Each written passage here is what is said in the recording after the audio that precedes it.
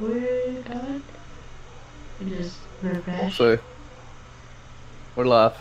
Okay, so as you can say, hey everyone, and welcome back to Episode Club. Today we're going to be talking about Westworld Season 3, Episode 1, Parce Domine, and we are happening to be using OBS for the first time. And joining me today is Johnny Be Crazy, also known as House of the Conqueror. How you doing today, Johnny? I'm doing fine. Just thinking about our Snow White, Justin Thomas, who hopefully will be here soon. I saw him talking about it. No, I'm doing all right. Westworld has started off strong. I'm pretty fucking happy about that. Peter Griffin is kind of already blowing my mind. Which program are you talking about, Peter? Because I'm going to get into that one. Peter, Pumpkin Eater. I turned into a pumpkin at midnight. A lot of people don't know that. I'm giving you some inside scoop here. And, that's the price of beauty. You turn into a pumpkin at midnight. Ask Cinderella. Well, she didn't turn into a pumpkin, but whatever. Fuck my life. What's going on, everybody? Yes, what is going on? So, yes, we're using OBS, or my first time using OBS, so if there's any technical problems, just let us know in the chat and we'll be quick to fix those. So You got an echo, apparently. Okay, so, whatever that means. Oh, I guess it means you have an echo. I'm just being very, very saucy tonight. Okay. I'm a salty guy. I got some sand in my vajayjay. Oh, Jesus. Okay, so if you want, while I try to fix this, I don't know how to fix this properly, but we'll see. How did everybody think of this episode?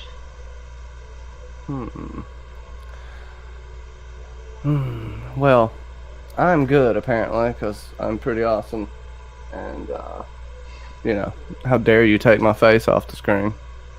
But I'm sorry, I'm trying. showing everybody the inner workings of how to touch stuff. No, Parce Domine, Season 3, Episode 1. Parce meaning spare, Domine meaning Lord. Oh, spare me, Lord, for my sins. For, you need to repent, right? Humanity needs to repent. Dolores, the Deathbringer, is definitely God right now. Or the gods, or the host, I think, represent that. I believe humanity has some atoning to do. And I think that's a definite... It's definitely what's going on in this episode. I think, they usually pick their titles pretty good, and they did well on this one. We get to know Bernard, or his alter ego, which I can't remember his damn name right now, even though Justin just fucking tweeted about it earlier. So, but he's working in a slaughterhouse. We have Caleb, who is in his loop. Literally, Caleb is reliving Dolores' first moments from what we see in Season 1, from him waking up to basically him approaching her as she was approached by William in Season 1. I think this is going to be a definite representation of Dolores being able to redeem herself in love. Now, a lot of people, who the hell is Charlotte Hale? Looks like it's possibly Teddy. I hate that, but Teddy did shoot himself in the head to get away from her, so that's going to come up at some point. And the Rehoboam, whatever, the hobo machine. That thing's kind of scary, but I can see us getting into a world like that here in the future. Already we have everything monitored, and this system, developed by Insight, is going to... It basically tells you what you're going to do. It's like a super communist computer is what I think of it as. As this unrealized potential. Everybody has a path, right? And Caleb's path leads to Dolores, apparently. but he's seemingly in this traumatic loop, reliving his PTSD, just like a host. I'm sure everybody's like, "Is Caleb a host? Is Caleb maybe?" But if they do that, I'm gonna punch Westworld in the face. Westworld itself. I'm not gonna actually punch anyone except my computer screen. But the best part about the series, apparently human, is that Kid Cudi died. Yeah, I know, right? he was pretty good in there. I do like that. And Marshawn Lynch did a better job than I expected. And they didn't give him many lines, which you don't do with Marshawn Lynch. Yeah. No disrespect to Marshawn Lynch, but I did love that mood shirt. I got to get me one of those. That shit's cool as hell. Maybe a little bit corny, whatever, but I thought it was cool. You know, and Caleb trying to, I guess I'm just going off on a rant, but let's check your sound again, I guess. So I turned the mic off for OBS, but it says the input capture is on. So it might be because I'm having multiple mics being picked up. Maybe not. Hey, can you guys deal with it? If you can. Or if you can't, I'll just talk the whole time, and this will be my show and not the episode club. This will be the episode Johnny. Oh, we have confirmation that Justin Thomas is alive. He posted something in the live chat. Yes. My son, TopShelf Fandom, did not. You know, you're doing all right, man. You just come on up here, put your makeup on, and come on, put a very nice dress on, because I really want to undress you with my eyes, and just get up here on screen whenever you can, bro. No big deal. And people are saying your sound is fixed, resolved, it's better now. Hooray! Sa. So get on with the show. No, do whatever, you know, go ahead and start whatever you were going to start. Ask me some questions, because I will just ramble and I'll give my whole Westworld video away if I don't watch it. So yes, Westworld video coming out tomorrow night at the latest Friday morning. As you know, Ragnarok just come out on my channel. I had to fight Netflix and beat them the fuck up to get them to release my video. So that's kind of why my Westworld is behind. But got a fantastic script and I already started working on the video, so it'll be out tomorrow. It's pretty good. You know, whatever. So yeah, go ahead, Sasa. I don't know what the hell I'm talking about. I just feel like rambling tonight, apparently. Don't be sorry, TopShelf fan. Just be sexy, okay? Yes. You don your fedora and just show up whenever you can. It's fine. But yes, so I'm just learning out the kinks with OBS. I've always been on the panel side and never the hosting side of this. So thank you guys for helping with that issue. But yes, so we actually have a question when I posted this link about this episode, and this was before, or when I told my patrons that we were going to be doing Westworld. Katrin C, from my point of view, actually asked this question for the season, more or less, and it's partially a statement. So she wrote, "I think season 3 is difficult to predict. I wonder if the Men in Black will turn good again. I hope to see a support of William, and I hope we will have more Ford, at least his voice." So so that will be my first question. Will the Man in Black be good again, and does the event come to be one of Robert Ford's master plans? The events to come. Man in Black is definitely whatever Dolores is doing with him, has plans for with him. It's definitely definitely Ford's devising. As Dolores said, you don't deserve to die. You deserve to suffer. And I think that's what's going to happen here. I will touch on whether I think the Man in Black is going to have a redemption arc or not. But first, with Ford. Someone has accessed Rehoboam. Now, I thought at first it was Dolores. And then this is why the people got so pissed at Liam Dempsey Jr., which is the son of the man who created Rehoboam. They got mad at him because someone has entered the system without being detected, and that can only be someone that knows how the system works or is close to someone who knows how the system works. I thought it was Dolores, but she seemed genuinely surprised when he said, he didn't know how it worked. And that makes me wonder, has Ford's consciousness infiltrated Rehoboam? I think it's possible. I don't know if we'll see a visual Ford, but you can't deny that Ford and his master plan, this is part of his plan, depending how much free will you think these hosts have, he's going to be prevalent throughout the rest of the series. He's the one that started all this.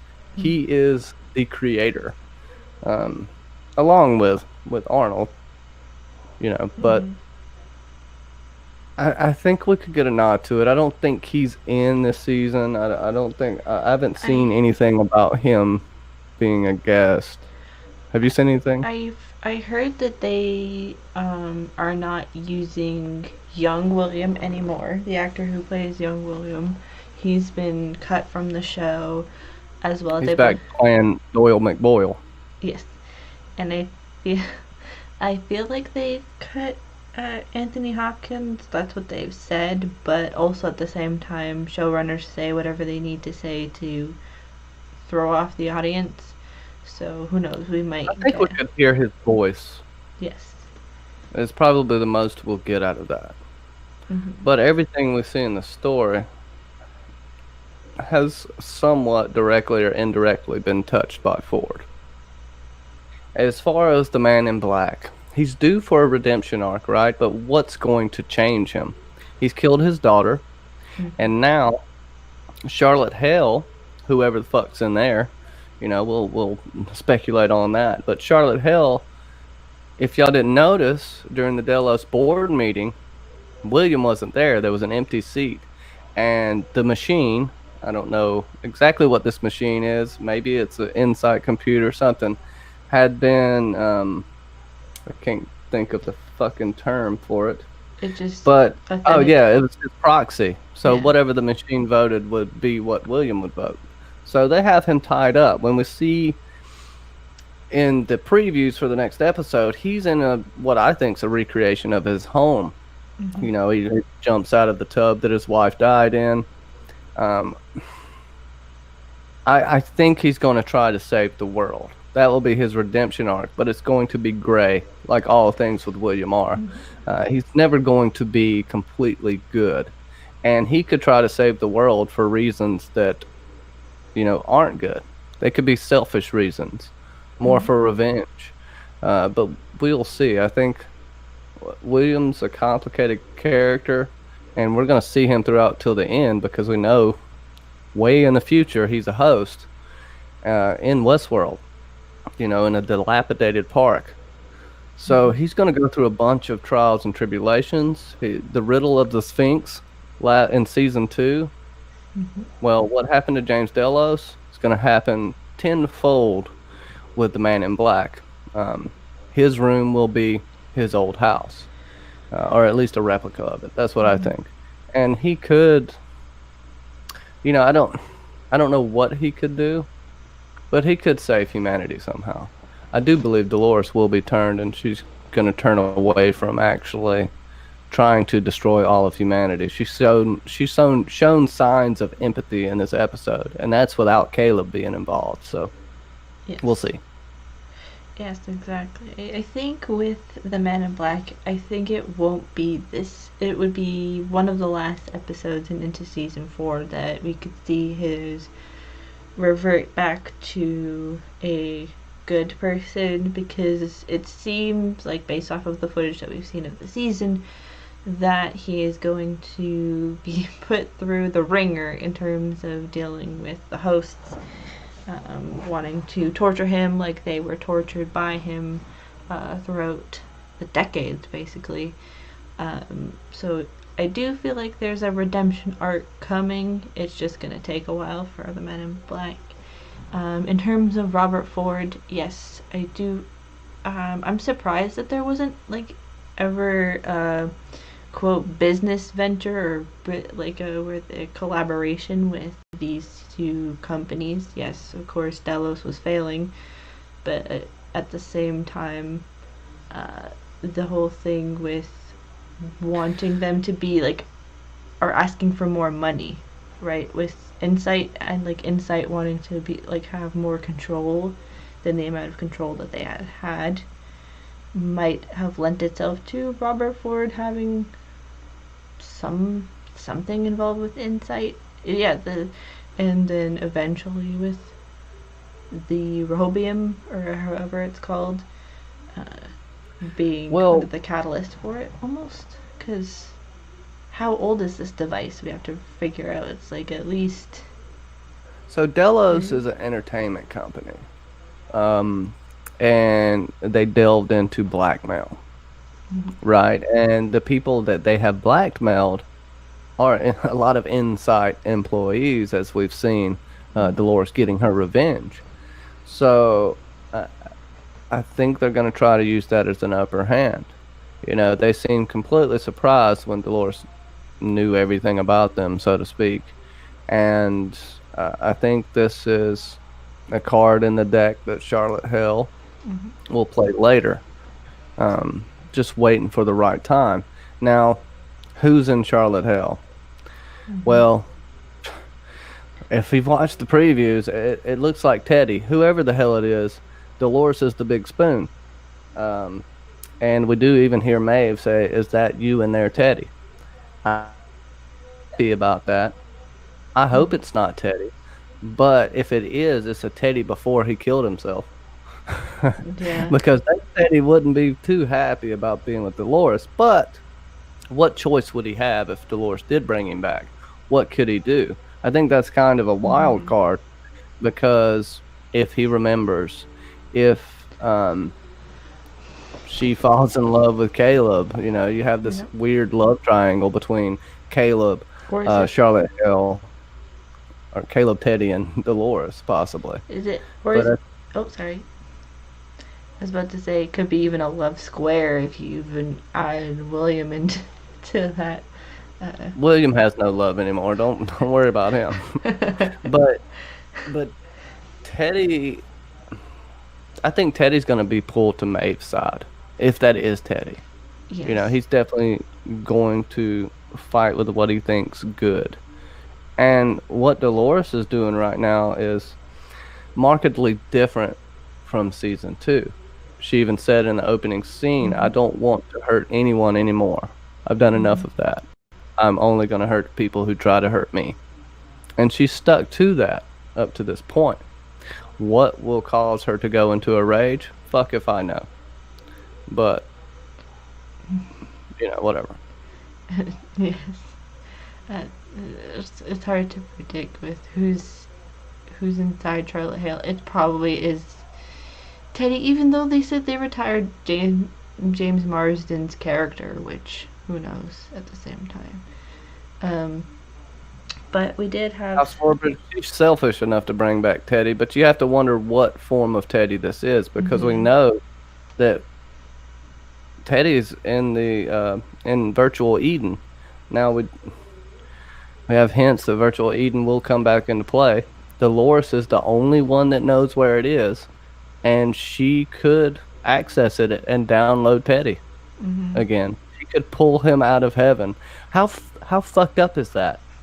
You know, Dolores is so selfish that she would pull Teddy out of heaven. Now, this is all conjecture, right? This is all speculation. But if this is the case, yeah, I don't think we're going to like Dolores too much. It's very selfish, but I don't know. I get a different feel from Dolores this season, a little more empathetic. Like, it's, you know, the gods are coming, she said, and it's time to the real basically face your, you know, your reality. And it's really hard to know what she's going to do with that. I thought she would destroy humanity, but she doesn't have to do it physically.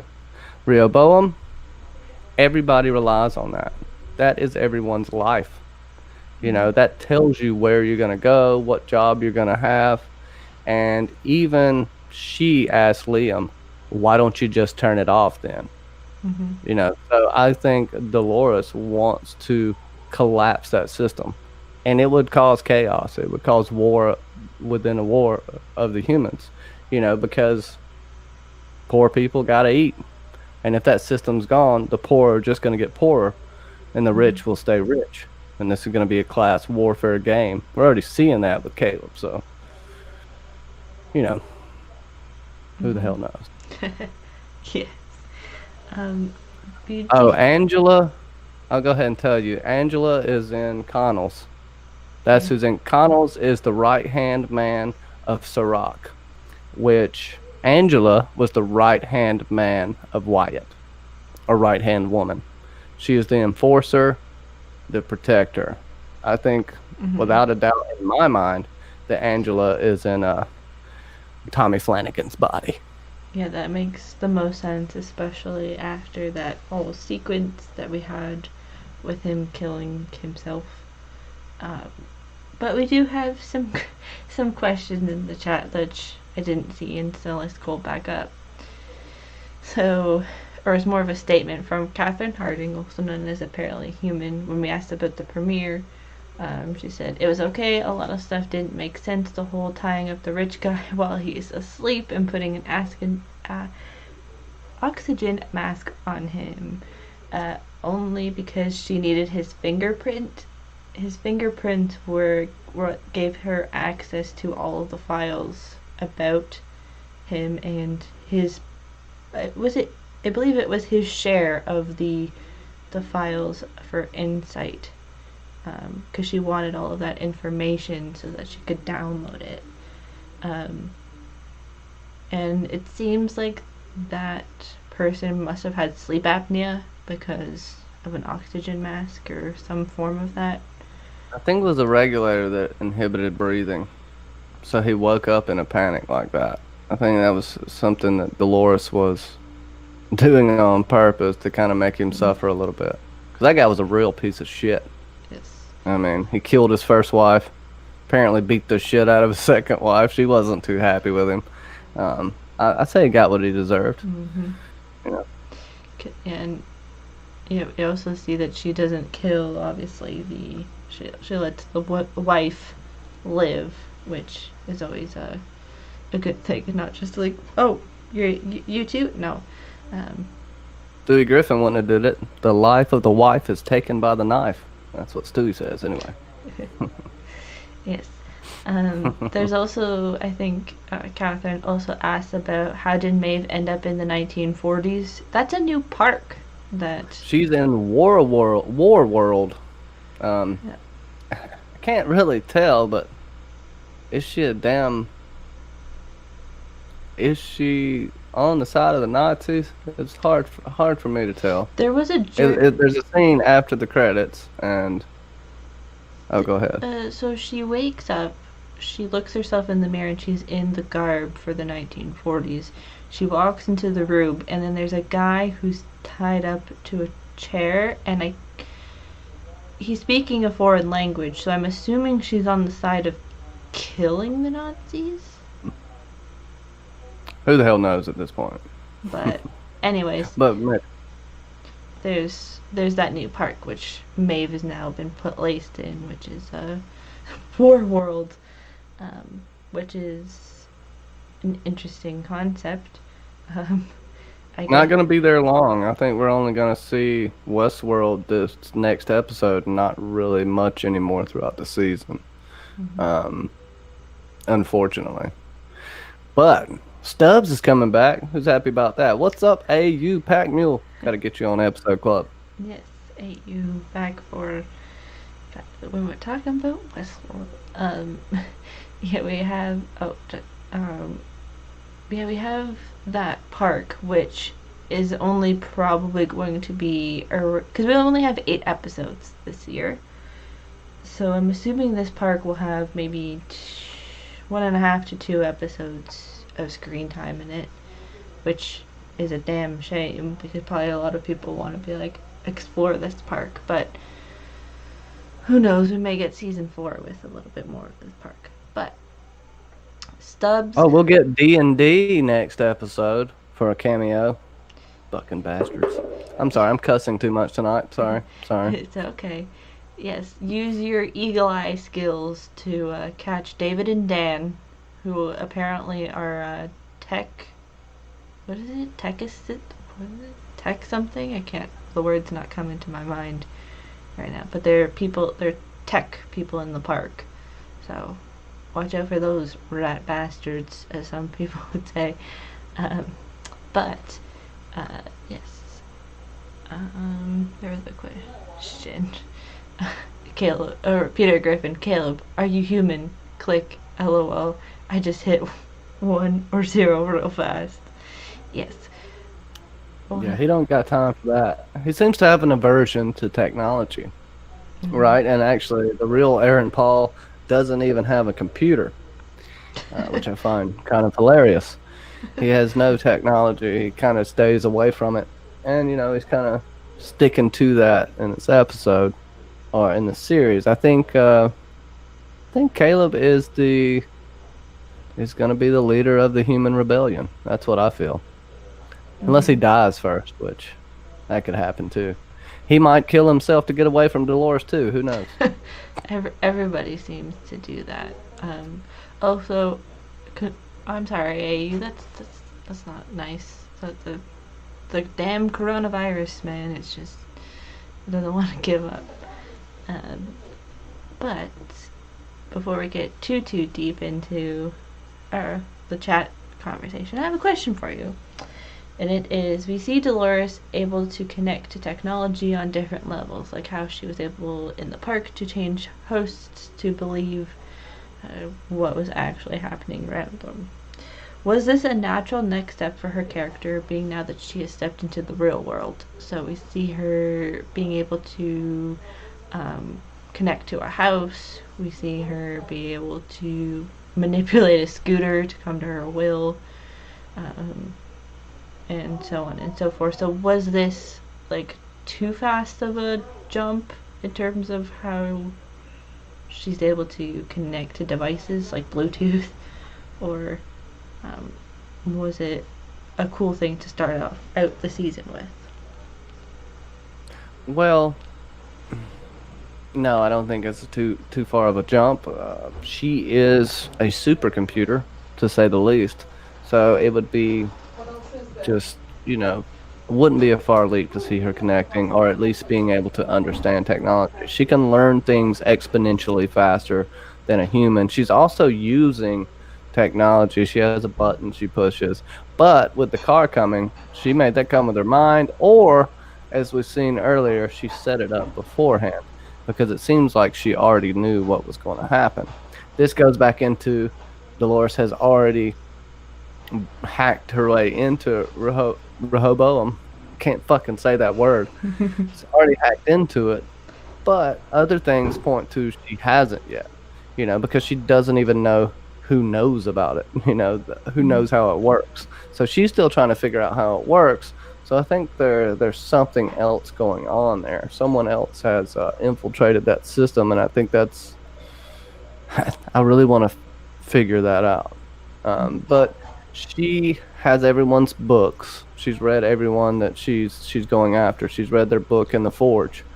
And humans are very, very, very predictable, as we heard AI Logan explain to her. It's like 1,000 and something lines of code. It's not that much for a human. They are stuck in their loops almost more than the hosts are, which I find very poetic.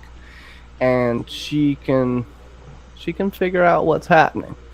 She didn't have to know the exact location that Collins, whatever his name was gonna take her to, because she has the remote access. So she could easily predict that he would come after her, because she had already set up the host version of him. So she's been watching and been with Liam. She's apparently been with him for a little while. They seem to have a pretty close relationship, and she's worked her way in there to figure out the inner workings. As you've seen, he couldn't tell her anything about it, and even if he did, they would have already known he was going to tell her and stopped her from the beginning. So, but Dolores has an advantage. She is a computer. She is a piece of technology. She is connected to the entire world. This could also be her downfall in the end, but we'll see. We'll see. Yeah, I think with it was quite cool that she was able to. Caleb's definitely not a host at you. No, it's a little bit like, I think if he is, it cheapens the story dramatically. Cheapens it. Yeah. In my opinion, I could be wrong, and I'll let you rub it in my face if I am. But I'm sticking with he's a human on this, and the technology they have inside of them, that all the humans have. I think he has some kind of something that covers up his scar, because you see a flash of his scar, like he's showing it to him that he's already been shot in the head. And there's thoughts that it's a holographic technology. There's thoughts that, yeah, that's probably all it is. Just like a covering up of a scar. Something you don't want to see in the mirror every day is to help him get over his PTSD, I believe. Could be wrong. Could be wrong. If you are right, AU, I want you to come on here, and I want you to yell at me and put me in my place. I think, yeah, with the Dolores, the connections to all of the technology was something that at first I was like, oh, but then I come to realize after rewatching this at least 2 times now, almost 3 times, that it's in her nature. It was a natural next step for her to have this capability, and I think that, yeah, it's her at the end of the episode being drawn towards Caleb is, or being somehow closely in the proximity of him and not even knowing it, and then not knowing it themselves, is more of an act of finding something real than, which is a line of dialogue, rather than him being a host. It cheapens the experience if he is. Not to say that they won't make him, if he lives past this season, into a potential host in the future, like kind of how they do with, or they did with Arnold to Bernard, but yeah, I think it's possible. But yes, Marshawn Lynch, who is in this, and he's gonna be a bit bigger in this season, I think, because I think he probably will be in next episode.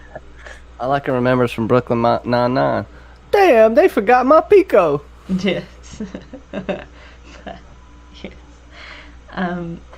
Another question that I have for you, Johnny, and for the audience as well, is that the society in the outside world is based on ratings. In 2020, your rating in society matters to some level, but not to the degree of 2052 as presented in the show.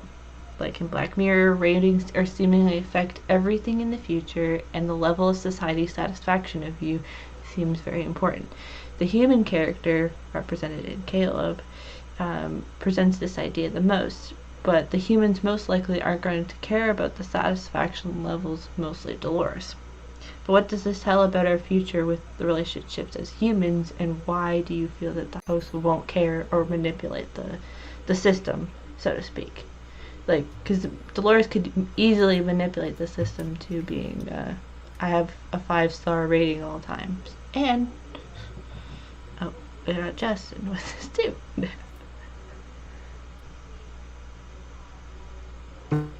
I think this is a definite reality in the future. I want to say that social media is already being used to judge you. Already, anything you say, it doesn't even have to be that horrible. It just has to not be agreeable with. So I don't. It's a realistic future that's very scary, is being taken away from us, and the government will always use what we say, and they'll use danger and the guise of safety to take more control and take your rights and freedoms away. I mean, it seems like the only freedom Caleb has is to money, motherfucker. That's about it. And how much freedom does he really have there? You know. And Justin Thomas, the top shelf. I am so sorry. I am so sorry. I told Johnny, and then Johnny did. My phone fell out of its charger. I knew I was going to go into a coma because I'd been on like a 24-hour content marathon, which is not healthy. And I messed up. I truly mean this, Mackenzie. I am so sorry to disrespect your platform like this. Honestly, I love you to death. You know that. I'm sorry to everybody in the chat.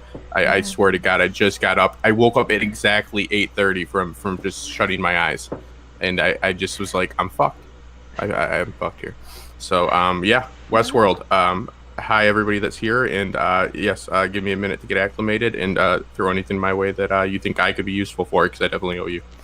No. I'll acclimate you with my mouth. So, I like kisses. well, Justin, basically, we were just talking about the social system that we have, the stats, the points. You got to work it up, but you can still only get so far because your future is already somewhat determined. What you're good at, your potential, you know, this guise of the Rehoboam and insight and all of this social media, and what you do in life is based off unrealized potential, according to Liam's father, who invented it. So, do you think this is a realistic version, possibly? Do I think it's what? I'm sorry. The social media stats and how maybe in the future social media, we're gonna have to build up points like a Black Mirror scenario. My earpiece wouldn't stop falling out. Yes, I do. I mean, I think that first off, China already has a similar system put in place. We already have a similar system put in place for a few corporations. Uber is a good example. I think that we, I mean, I can speak for myself. I think that, you know, I mean, come on. I live by likes, right? And views and clicks. So I think that it's a meta conversation, you know, that they're putting in there. Commentary. It's a meta commentary that they're injecting into the show about how we rely ourselves, and so do they, because let's face it, Westworld is a show that lends itself to you know, the online water cooler chat, and they need buzz around it. So, you know, this system, I don't think it's advantageous by any means. It's more about, you know, like putting up airs than actually doing things you know, for the right reasons. It's a meritocracy, but it's you know, what is the merit of the system that judges the merit that runs meritocracy? So that's what I would say. Yes. Seems like Very the rich scary. get richer and the poor always get poorer, no matter what. Yeah. Yes. And the second part of like the thought idea is the hosts, like Dolores. She could easily hack this system into making it that she gets the best of everything, because she seemingly, for some reason though, is somehow trying to get money because of the whole thing with this information. So that begs the question of like, could she and the other hosts who inevitably will come into the real world just hack the system and be like, oh yeah, I get 5-star ratings of everything, or will they not even care about this system? Well, go ahead, Justin. It definitely lends itself to that, because we see that technology is constantly being used against them. We better ourselves through technology and leave ourselves more vulnerable because of it. And this, you know, I have done like way more research into the tech side of Westworld this year in preparation for this, because I find this to be a social commentary that's very, you know, first off, relevant and interesting. And, you know, like, honestly, with predictive technology, and we like to like throw around like the word algorithm and stuff like that a lot, and algorithms are involved, but this whole system is running on its own by its very nature. This predictive technology, collecting data, its first step, then it puts it into a test model. A test model is essentially a simulated world, so you don't need a literal simulation. So that simulated world, then they test it against, you know, what they think would happen according to what happened in the past. And then they, you know, they do the best they can to, you know, get ready or set the best parameters within the world, like meaning literally taking like the precautions, taking the steps, business wise, safety wise, whatever, defense wise, to do the right thing. So it's like it's very subjective to shut up, cat. God damn it, Arya. Sorry. Sorry, I'm stressed. Okay, so it leads itself open to just like a whole lot of issues. And I see people being surprised that they don't know what that machine is doing. That is like par for the course from what I understand. And, I'm not claiming to be an expert on this, but I have done my research and I've watched way too many lectures and fell asleep till 8:30 way too many times because I was up all night because of it. Sorry again. And it is par for the course. They are starting new degrees and new studies to have people that are like literally like going to be able to try to like tame what the algorithm's doing, like tame the deep learning, or at least try to understand what it's doing, because we kind of like let this Bowen per se in Westworld, but in real life too, with these predictive models and all that, we kind of just have to let them do their own thing. So I don't know what the host would benefit by hacking into that, other than to give it garbage information, which again is called garbage in, garbage out. If you feed it bad information, or the information you would like but might not be good for everybody, then it's going to spit out scenarios, predictions, and set parameters in the future for things that aren't going to be advantageous in the long run. And I don't know what you guys think, but I don't think Bowen is in the interest of the people right now. I don't think destroying Bowen would make disaster for the people. I think that it already is doing that. I think it impression, but as humans, we rely on a system, and when that system falls, chaos ensues. Now, I think it could lead more to a revolution rather than the fall of society. And I think Dolores may ironically lead the human revolution. That would be interesting to me. But I want to throw this out there. We had the talk of a simulation within the simulation. We've seen the Phillips bullet wound. Yes. Could this... Now, we already know someone has accessed Rehoboam. Someone has access to it. That's what Liam Dempsey got in trouble for earlier. Could we be seeing a simulation? Could Dolores be running a simulation? Like, as it goes, as I just said, like, meaning, are you proposing a test model that they're running it against? Yes. I hope it's not, but I could see a scenario where it kind of is. Your logic is sound. The outcome is less than desirable, but I know me and you both fully agree on that. But yes, what you're saying has validity to it. But because of what I just described, of the way in which predictive technology works, it must set a model. That model is a simulation. Now, it's not a simulation in the way in which we just immediately, jump to, Matrix style. But it could be. It definitely could be with the way in which they're able to utilize virtual reality and through the Forge and the Cradle and all that. There is nothing within the context of this story, and nothing within the actual technology that is available within the world. And it kills me to say this, to suggest that is not a high possibility. Mm-hmm. Yeah. Well, also, that's the whole thing with the Rehoboam. It simulates to predict the future, basically. I'm being really simplistic with this, but I believe if this correct, isn't a simulation, I do think we're going to see a simulation at some point, because that's what it's doing the whole time. And just like we got an inside look at the Forge, just like we got an inside look at the Cradle, we will get an inside look of Rehoboam. Mm-hmm. I don't want it to be the whole season of Dolores, though. I think Bernard's real world. I think Maeve's real world. Have any of you guys watched Person of Interest, or is anybody in the chat? I have not. I've read a few essays that use the story structure as a like a baseline. Meaning like they kind of compare Westworld with it and all and so forth. It's obviously got the Nolan involved and all that. Is anybody familiar with that? Yeah, I would watch it. I didn't watch like the last bit of it, but what's the tie-in, Mackenzie, if you don't mind?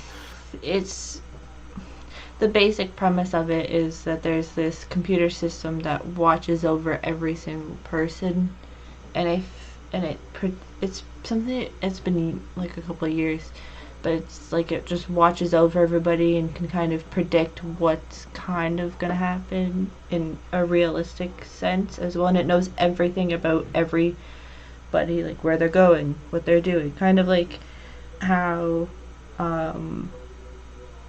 like it just knows a lot about everybody, and it mostly It's like a beefed up Minority Report. Sounds like. I haven't watched it in like a couple of years now, but does it simulate actually, or is it just predictive, like in the sense of like contemporary predictive technology? It's kind of a model.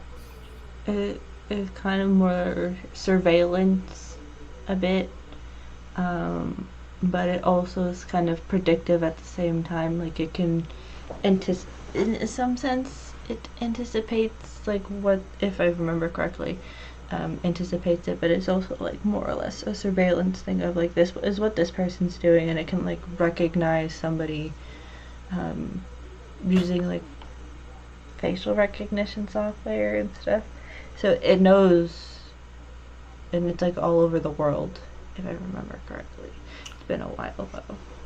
Yeah, like I've had some people that have like asked me to watch it recently because, like, you know, there seems to be, and as you just described it, you know, it does seem high. But my argument would be, it'd be a little taboo for Nolan to be so on the nose and do the same exact thing. But they're obviously driving at the same like theme there. I've reacquainted myself with just a quick Google search on it, and it says an ex-CIA agent and a mysterious billionaire prevent violent crimes with the help of an all-seeing machine that can predict events before they happen. That's the premise of the show. I will tell you the main difference. The government does not have control over Rehoboam. When they were talking about calling the authorities, when Liam was, Tommy Flanagan's character threatened him, and how much they have tried to protect that interest, and I guess keep it private, so to speak. So it's more like a tool for the rich and powerful. It seems to me that they would sublet that information out and make money off of it. Mm-hmm. So like as a subcontractor for the government doesn't own it, but if the government wants to use it, they need to pay Sirach. Yeah. That's what I think. That's how I think the difference is. I keep this earpiece in. Hold on. It's okay. I didn't catch the last end of that. I guess as far as the subcontracting for the government goes, until we know, first off, what the motivations and what the ideology is of Sirach and Liam's father, we won't know what the you know, the incarnation of the original Rehoboam or Solomon project was. But again, you know, this collects a series of data, like it's like attributable, it's descriptive, meaning like it lets, like, so attributable is like, you know, like how people act in certain situations.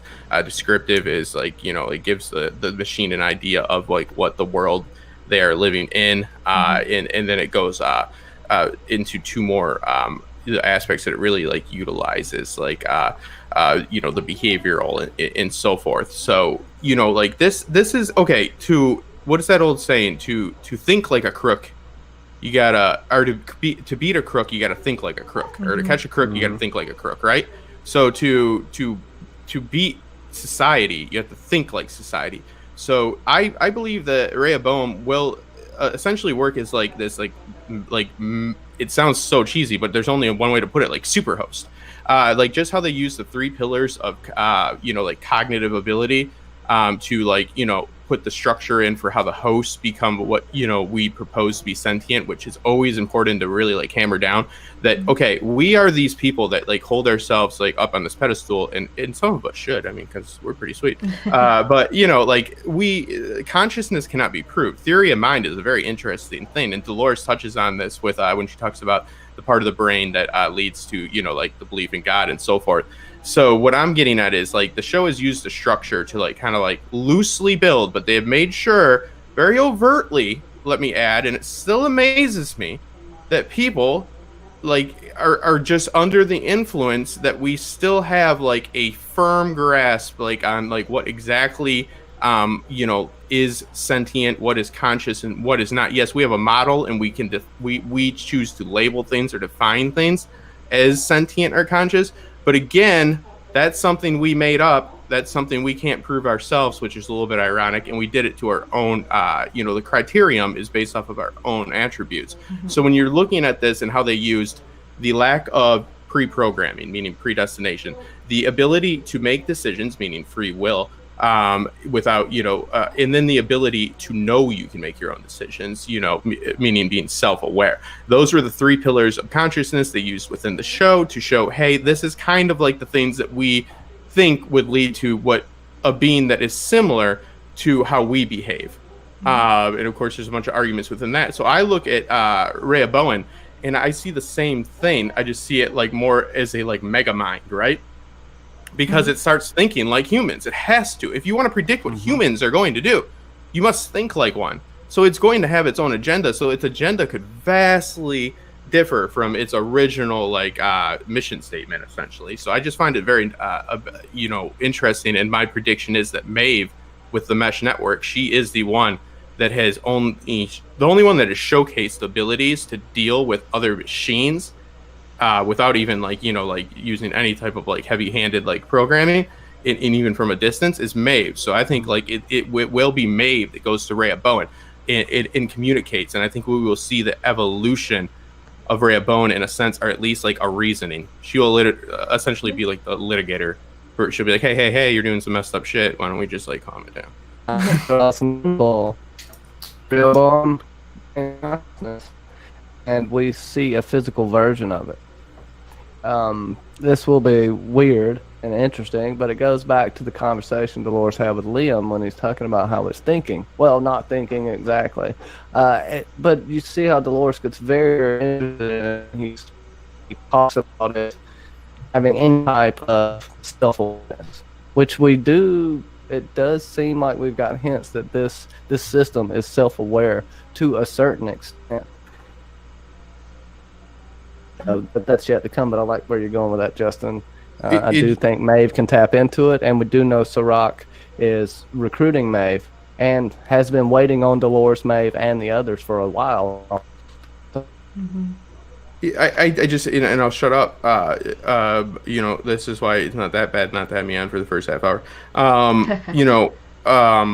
We have to remember that, I do see some people talking about it's okay, that doesn't make a lot of sense that Rehoboam they don't know what it's doing.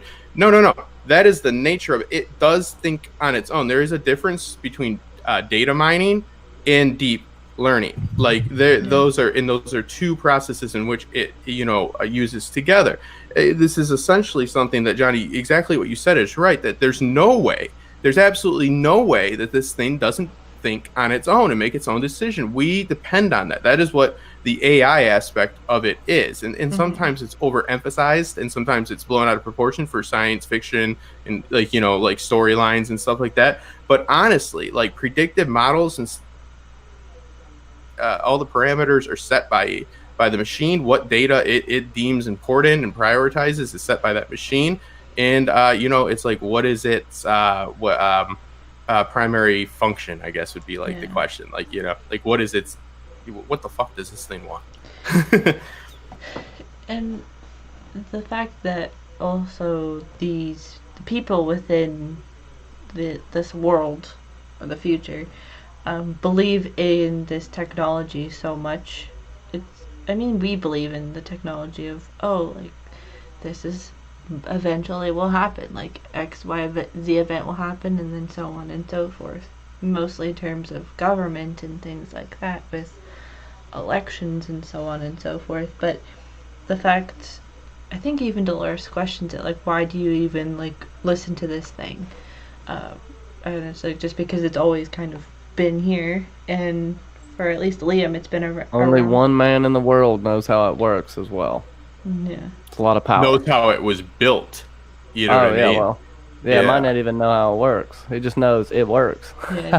It lights up. It's alive, or it's on, or something like that. But with the technology that's presented in this show, it's not by coincidence that it's also in the shape of a circle. If that's supposed a sphere, yeah. If it's like it almost in some sense correlates to kind of that like the pearl of the world, basically. I love that. That's a good point. And spherical objects are the most sturdy objects in the universe. It's hard to break them. Myself some circles. But yeah, that's good. Kaci says Rehoboam is the multiverse. See, I mean, it does generate, right, in a sense, a plethora of different scenarios. So if you consider that to be the multiverse, does it have to be a tangible physical world, in your opinion, or not? I think that everybody that is saying stuff like that, and I love you, Sasuke, like, I'm actually saying I agree, but I agree to the extent of it creates them, like, in a more, like, meta way. It's not like literally Rick and Morty, but you're right. In what's the difference if that multiverse can be, like, implemented into the world using, setting new parameters and so forth. So what is real, y'all? Yeah. That which is irreplaceable. That doesn't mean it's physical. Nope. No. And it almost also hacks. It better not be a simulation within a simulation, but it's a simulation playing a simulation. I think that's a little overt. I think that's them throwing out, like, we're not going to get crazy tenfold with it. But that doesn't mean we're not going to see a simulation within a simulation, because we already have, in a sense. Yeah. Westworld itself is a physical simulation. And then you have the Forge and the Cradle, which are two different simulations of the same. Yeah, I don't know. It's very, very intriguing. I fucking love this show, and I'm so glad that episode 1 of season 3 started off very strong. I mean, and usually it's, with the first episodes of a season, it's not. Usually they're a little slow. This wasn't slow. This threw a lot at you really fast, but it wasn't overwhelming, and the storyline is pretty linear. And I think you need that when they're throwing this much information at you. You think that there's not as much there, but you watch it again, you'll start seeing all these little things. Just the Caleb site, the Rico site.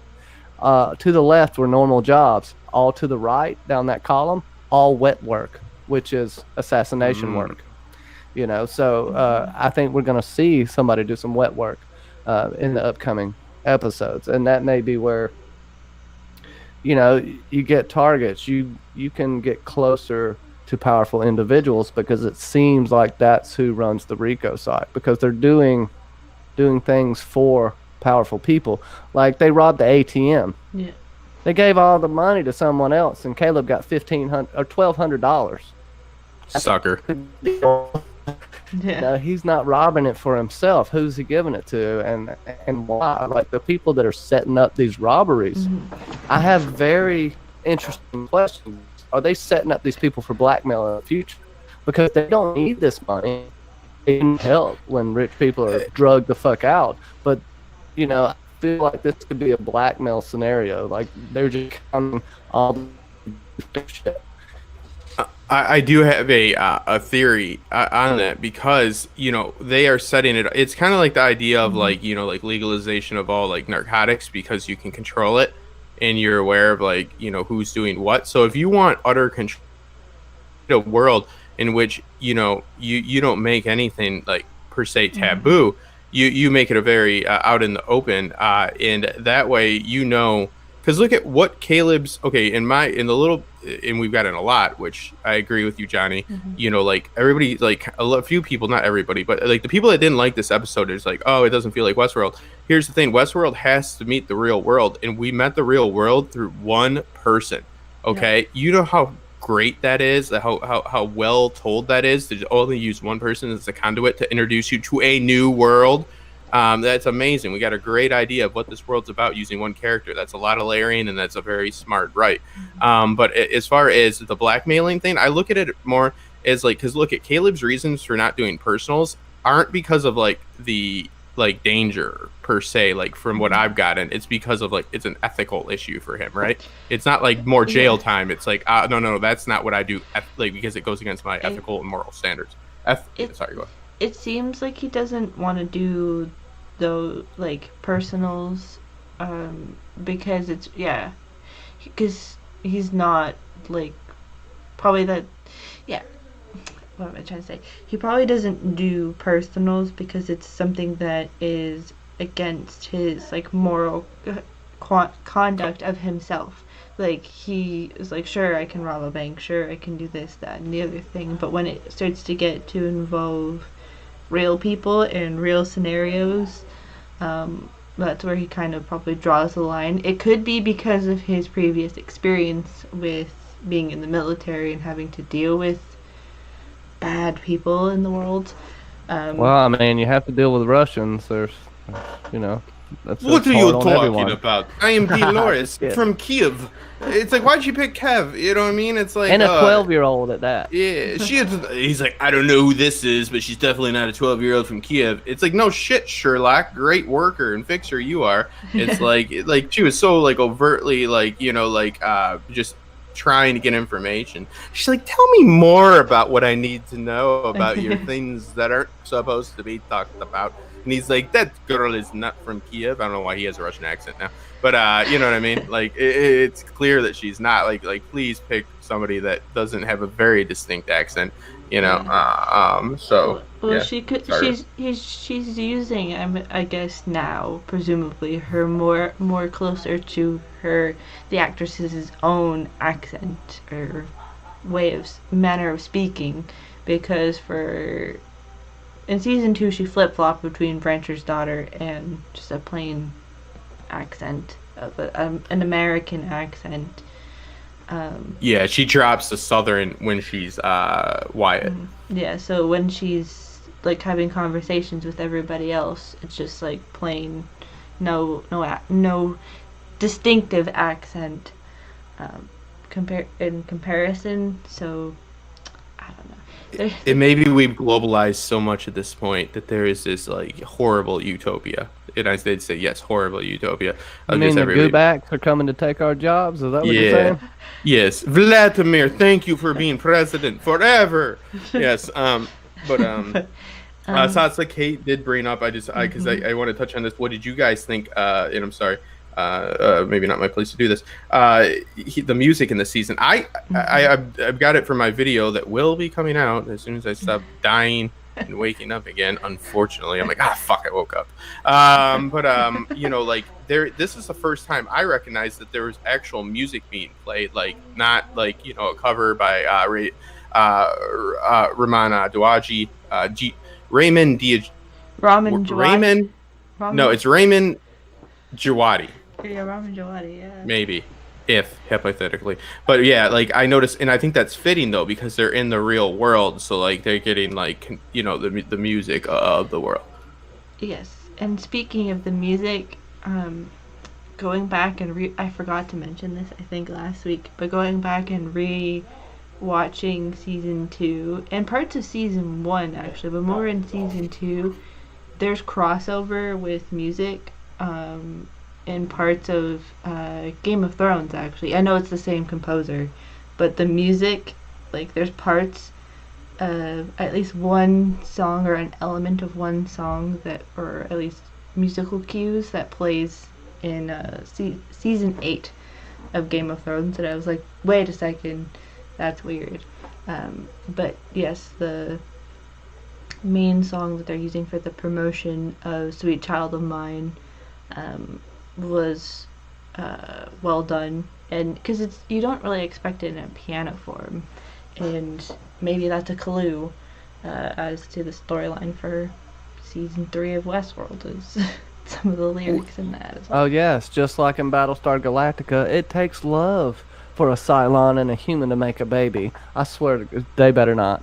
But I'll tell you, really, from is it Sasa K? Yeah. Ramin Djawadi. Ramin Djawadi. Ramin Djawadi. It's like Akicheta. Akicheta. It's a key and then cheta.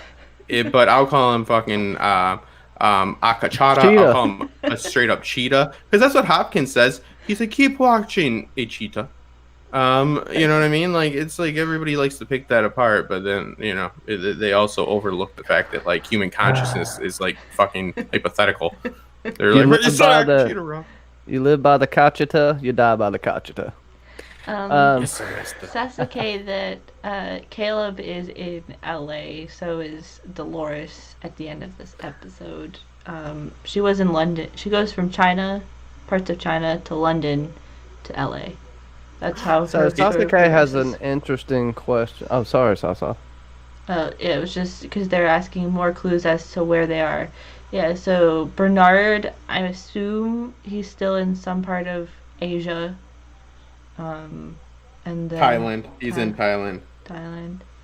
And then Yeah. because they didn't use At the end, he's in Thailand, is what I'm saying. Like, when he ships off to, yeah. because they didn't give like really besides that. And then there's the London, London, England, and then there's LA, which were the three main timelines besides the park, which is where Maeve is in the post-credit scene.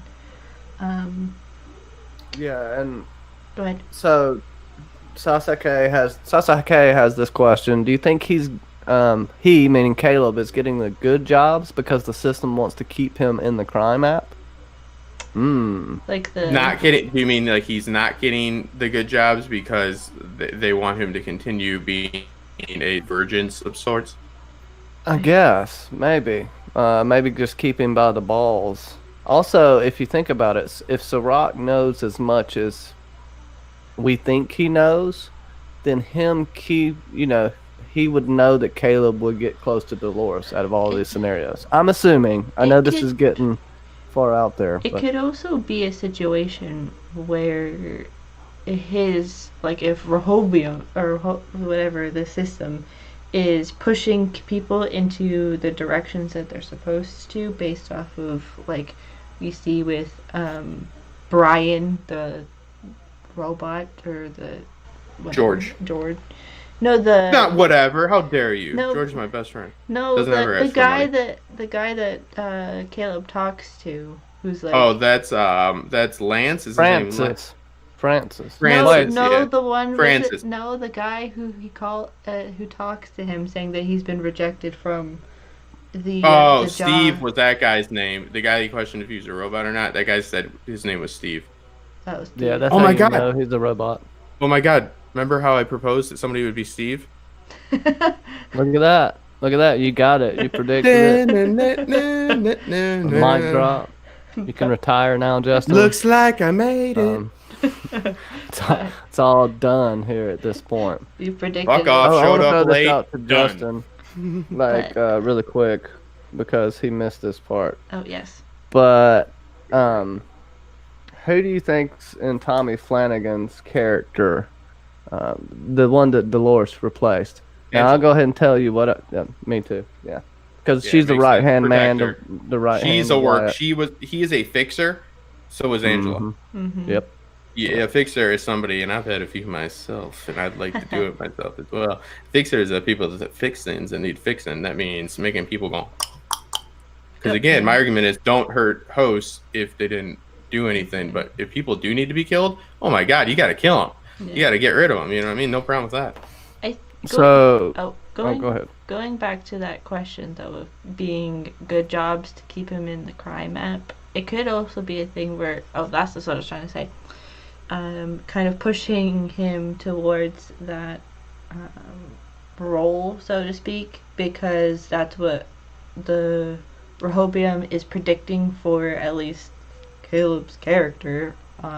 Is that he's gonna There is a divergence shown in LA too, which I Yeah. think is Caleb's character. Like he's a And- wild card for sure. and that because he's going to inevitably be part of Dolores's in-world army that's not in the park. So, which brings me to the question of, I know this is purely on the fact of narrative choice, but this was a speculative question of, would you have rathered him been recruited through the apps to find Dolores, like be like the crime boss or whatever, or the fact that they obviously stumbled upon one another? I know that there was only 8 episodes, so narratively, him somehow finding her through the crime apps would have worked maybe if the season was longer. But Well, I think with the story the way it is, you need a little bit of free will and fate thrown in there, with everything being as controlled and all-knowing as this whole world is. I think it's they had to kind of do it this way. You have to have, and I couldn't see it any other way than, him coming up on her the same way Dolores come up on William. Yeah. Also, though, okay, so first off, I agree with Sasuke. That system put him into Dolores' path. So that's the thing is, okay, so this Rehoboam identifies divergences overtly, meaning like he's like, oh, there's something messed up here. We don't know its true, like motivation, like what it's trying to do. So it's like, I would tend to, okay, the question is, once it predicts, does it do anything to mold to make sure its prediction comes true? Thus, again, the further commentary on taking agency away from people. So it's like, does it just say here? Because like regular ethical predictive, system would just say, this is what we think is going to happen according to the model in which we use, which could be considered a simulation in a technical sense. And then it's like, let it play out. Now, if you let it play out, that's the best way for you to improve your ability to do this in the future, right? Because like, how much you were right or wrong, but how much does Rehoboam inject into the world to make sure, maybe it's a pompous prick and it's like, I gotta be right, so I don't want to look around. No, that's a good point. It seems like it's kind of on a larger scale version of what Journey into Night was by Ford, where it's basically they give them options. So it's like, if we go in this direction, then these are the possibilities that will happen. So it's like you choose, and then it's like, oh, I selected this path, and then it's like spurs out from there. Is kind of how, based off of the limited amount of information that we've gotten, is how it seems like it's going. But potentially the one where it's like major divergences, it's like wasn't even one of the options that the system even predicted, maybe, as to why it's like a known divergence, because they have all of them, and be like, it doesn't compute the option that it was provided. Does anybody else find it to be, do you think this statement is true that like, okay, we're dealing with AI versus AI right now? I think the major conflict between them is that one AI wants freedom, the other AI wants to control, like, people's actions. Like, so like, I think that it makes perfect sense that Rehoboam, of course, I know that I'm not saying anything new, but is the villain in this. But it's like, do we think the hosts, first off, number one, do you think that is an accurate statement? And number two, do you think the hosts are going to try to reason or destroy? Dolores seems to be somewhat on a path of reason. She stated she doesn't want to kill everyone anymore. She's done enough of that. She's only going to kill the people who want to hurt her. How far does that go? I have no idea. We know, we don't, Maeve is kind of a wild card too. Is she fighting for humanity? Is she fighting for herself? Or, this is what I think, so Rock will offer her daughter back some fucking how. Yes, I'm with you. Sorry, everybody disagreed with me on the pre-show when I said that, and yeah, I'm with you. Sorry. I just needed reinforcement. Can I say something really quick? People asked about the timelines. You say you think we have 3, Justin. I think we only have 2, because Bernard was 3 months out, and Charlotte Hale was 3 months out from the incident. Or, no, not necessarily. The last contact with Dolores was 3 months ago with Bernard. So, yeah, that could be throwing it off there. Yeah, it's too I do agree with you, and I'm splitting hairs, because I do see Dolores as, what I mean is time frames that we're going to witness, and technically I don't know if we witness the third in which I speak of, but I believe it will be presented to us with the third, meaning like it kind of Dolores is kind of like split, if that makes sense. Well, we're gonna get Yeah. inevitably 3 timelines because we have to catch up with what happened to Maeve, and then that whole thing of that guy being like, you have to go after Dolores, like in the previews. So it seems like we're gonna get 3 because we have the past-ish timeline. We have 2052, and then we'll have to go to 2058 at another point because the marketing that this entire thing on specifically Twitter is welcome to 2058. So we're still in conceivably 2052, so we're going to have to jump into the future about 6 years, presumably. So Sirach mentions that it's been years for him to wait to meet them. So, I believe that Maeve, in the context in which we saw her for the stinger at the post-credit, is on around the same time as we see Dolores interacting within this episode. But I believe next episode we're going to go ahead and kick it back. We're going to go back to the moments, in that 3-month period again. Because all of the timelines, presumably, that we've seen minus Maeve's, which I believe was left out for a purpose, it wasn't in the bulk of the show, is because that was happening, just after the rebellion, so to speak, and it was, near the end of that, and where Maeve's storyline is going to have picked up where season 2 left off, a week later or 2 weeks later, while Bernard's storyline, Charlotte's storyline, and Dolores' storyline for at least maybe next episode are still 3 months in the future, and then when it's catching up to Maeve in the park is when it's when it's her seeing Bernard and Stubbs and all of that, and then the whole cycle of you have to go after Dolores is back half of the season. What do you think, Kenzie, about okay, so this is the way they've framed it, and we a lot of people, including us, I think, are in agreement that what we see Charlotte doing at the board meeting, it takes place a few months, obviously after the rebellion, and what we see Dolores doing takes a few years after. So it's okay, is this type of deceptive blending of time frames advantageous? Because it is advantageous to know what happened immediately after, and then to show them once they've been acclimated what they're up to. So how do we think this is going to tie together? Because if they're going to do it in Westworld fashion and do it well, that means that they will reveal these events different times. But as of right now, everything they've done is very straightforward without just literally putting you could put script on the bottom of the screen that says blah blah blah 3 months after rebellion, and then to get what I mean, they could have for story sake in this episode, they could have simply, and it wouldn't take anything away from it, they could have just put this is when this is happening, this is when this is happening. But is there going to be a part where it's something is going to be a big question of how they got to here?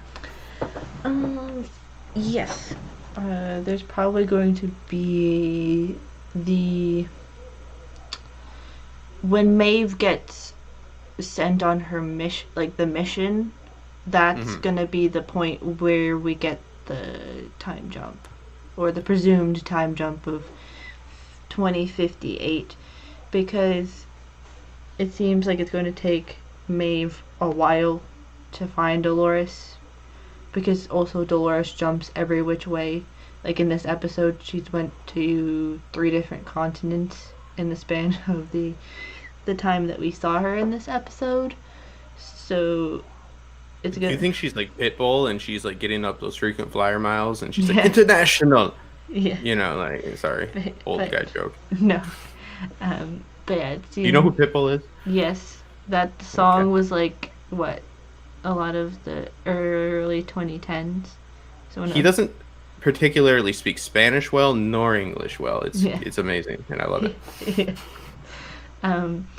But I think, because we're gonna get Caleb's past, which upon further investigation behind the scenes, we figured out that, or figured out loosely that it's that he was involved in the Russian Civil War at some point, based off of the writing on the gates and the walls and stuff like that. So we're gonna get that timeline. We're gonna get as of 2052 timeline, and then the 2058 timeline. So I think Maeve finding Dolores is gonna take a while, and that's gonna be the big element of the time jump. Yeah, like how did this come to be? Because it presents a situation which is actually Sharon's storytelling of you can already, like, we know the conclusion to the Man in Black, like, for the most part, right? Yeah. Not great. So it really focuses on the journey to it. So it's like it's very strong storytelling, but it also can be presented as very weak. A little crackpot theory for you fine people there. I believe Francis was always AI. And that might be a twist, like we believe that, because I really find it fascinating, this, like, idea of speaking to those loved ones that we have lost, like, and I've been trying to, like, think about if that would be, like, something advantageous, or if that would, like, actually intrude on us being able to obtain closure. But this Francis, like, he doesn't think it's the real him, but, like, what if the real him was always AI? Then it would just be like, he just lost his host body. It's possible. It's possible. I don't know if I like that, but I do know this. Mm-hmm. The Second Russian Civil War is where they fought. What are we trying to do nowadays instead of sending humans into war?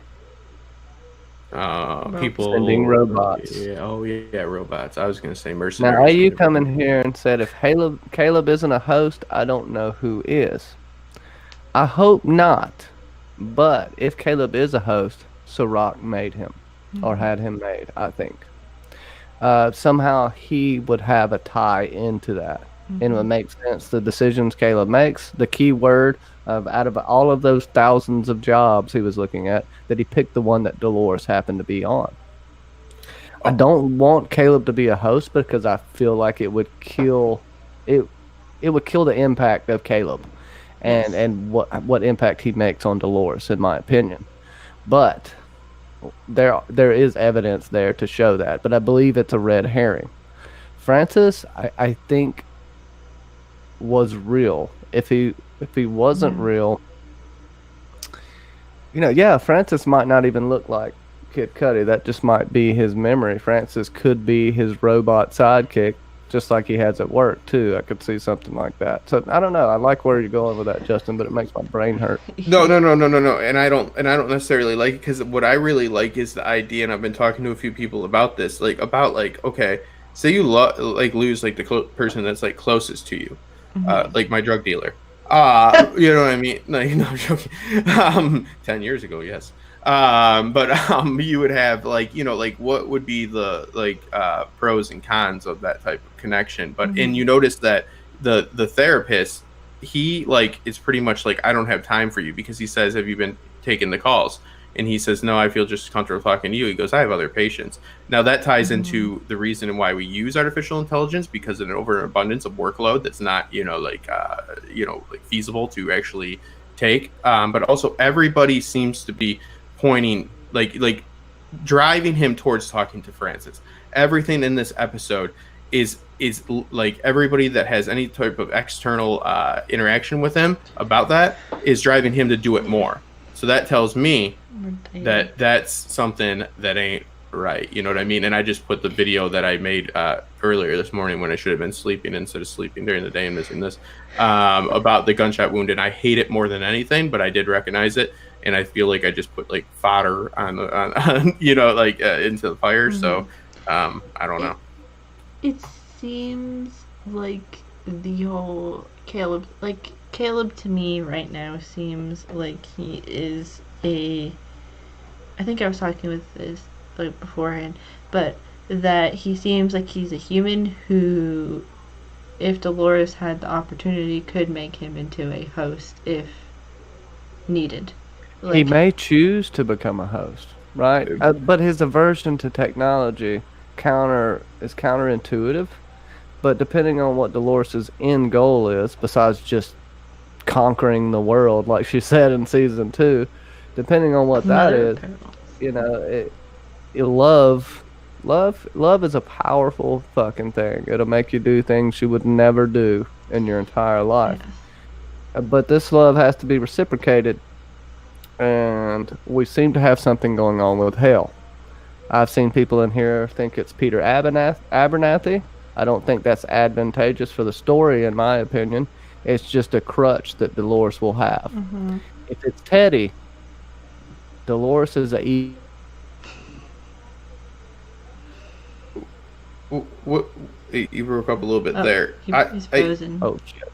I dropped. I think that's the way we have Teddy, though. Like I said earlier, you said Dolores is evil. Oh yeah, Dolores is evil if she brought Teddy back into hell.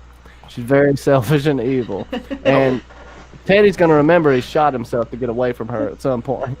but how about this? Okay, I have this. You know, a lot of people like keep like referring to, and this is just my opinion.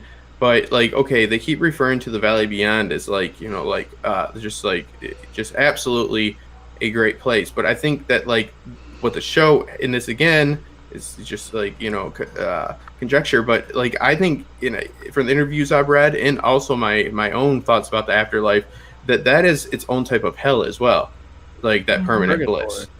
So like I don't know how cruel it would be. At least there's an argument that it wouldn't be cruel to take them away from there because they don't really have decisions. There's no stakes. So it's like, you know, they're examining all facets of life in the afterlife.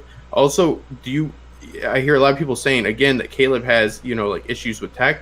I'm not going to say he loves it, but I don't know. Does he have issues with tech, or does he have systems with the system, you know, that has been put in place by the tech? Like meaning like he doesn't have an issue with like the people. It's the institution. It's the issue with how they're like, you know, constructing the laws. So he doesn't use that little tablet, like the little computer thing that they use for medicine that I guess switches on your brain. I think everybody has some kind of chip implanted in them at this point. We're going to find this out, a way to track people without them having a phone. And this, you know, the little wafers with the computer chips or whatever's in there. I have what that is. I'm sorry. Yeah, the what that they on Insight I found exactly what that is, and I'm so sorry to continue on, and I'll find it now. Yeah, and he tells Francis while he's on the phone he chooses not to use that shit. You know, and he talks about the world being a better place because of technology, but in the beginning, and he says, I don't know.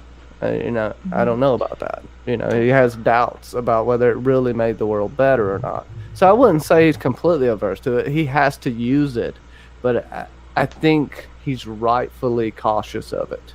More so than most people. That's a good point, Johnny. Like I actually, you just like really actually cleared it up better than I could, because I'm claiming like, oh, he doesn't have a problem with the tech. He has a problem with the tech it's doing. It's like, well, then he has a problem with the tech.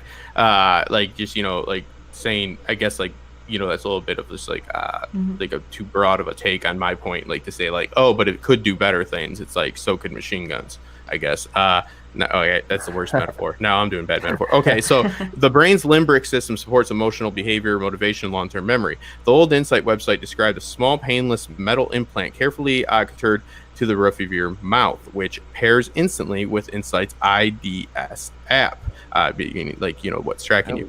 Then you eat the dissolving limbic tab. Fun fact: in church, I was an altar. They call those hosts when they go into you. So then you eat the tablet, pick a scenario on your device, as Jerry does when he's in bed, and he picks mellow sunset sleep.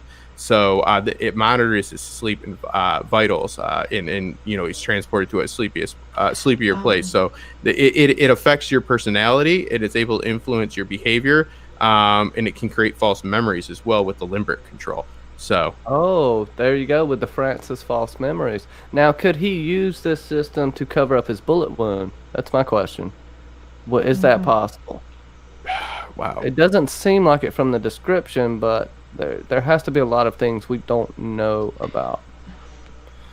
It is Westworld, so yeah, definitely. Yeah. I don't know. That's a good question.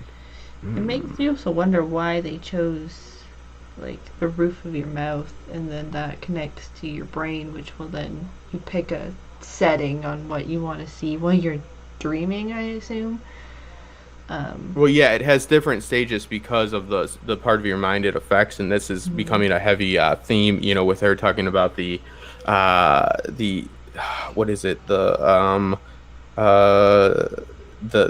it's something. It's a part of your damn brain that they some people call it it's in your left lobe, I believe, and neutron amb something. But what it does is they've done brain scans and they find it actually religion stimulates, meaning like nuns and prayer have a different part of that stimulated. Like people that are like Buddhists have a different part stimulated during their prayer or meditation. Like, so like essentially it does make sense, like in a like is that where electroshock therapy is put as well?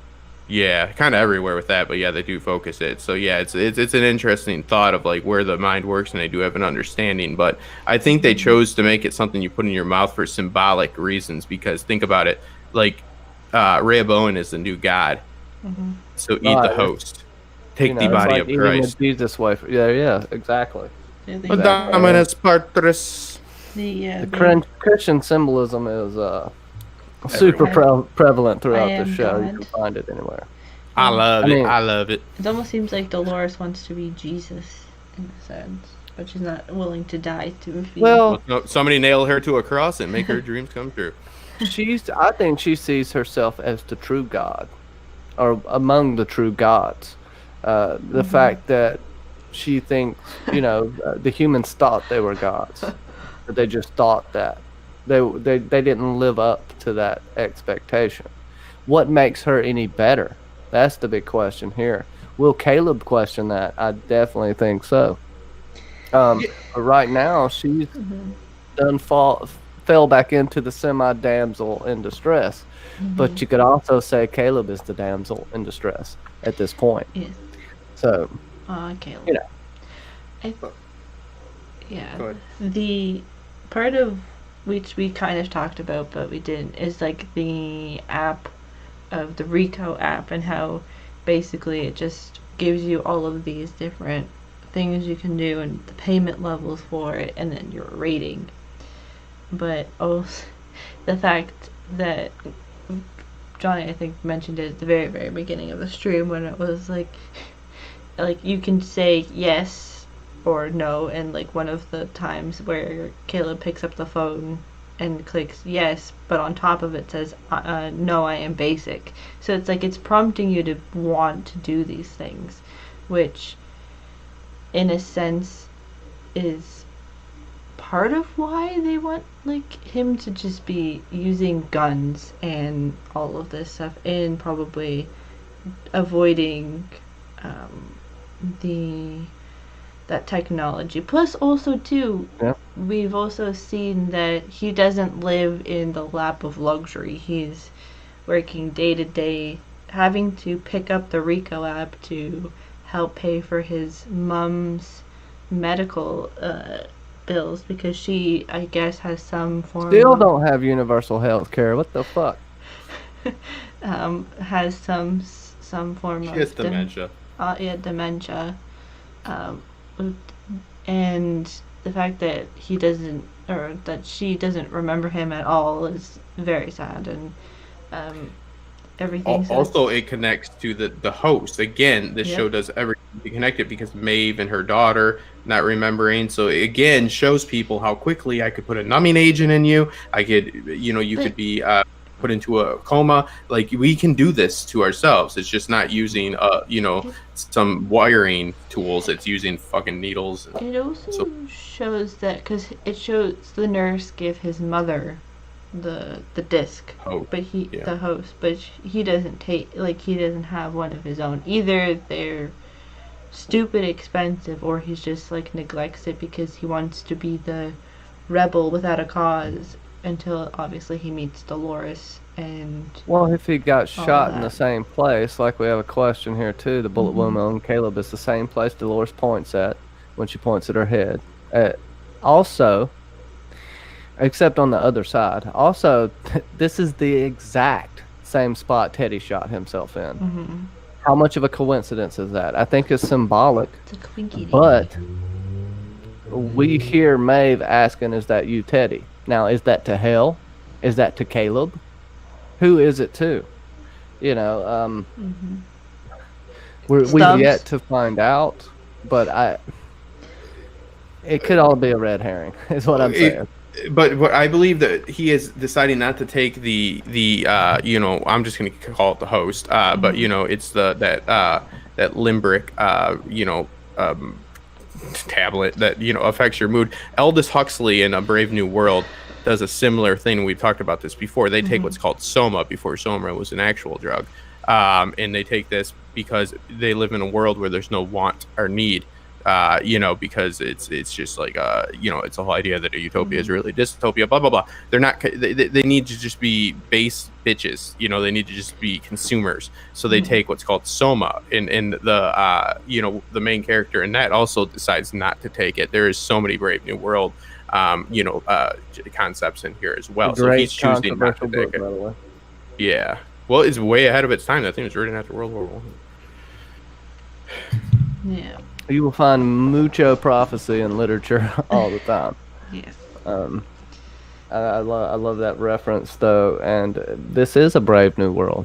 I think we may get some more, we've gotten references to this in the past. I don't think they've directly cited it because of how controversial the literature actually is, but you can see it throughout Westworld. You can see some things there.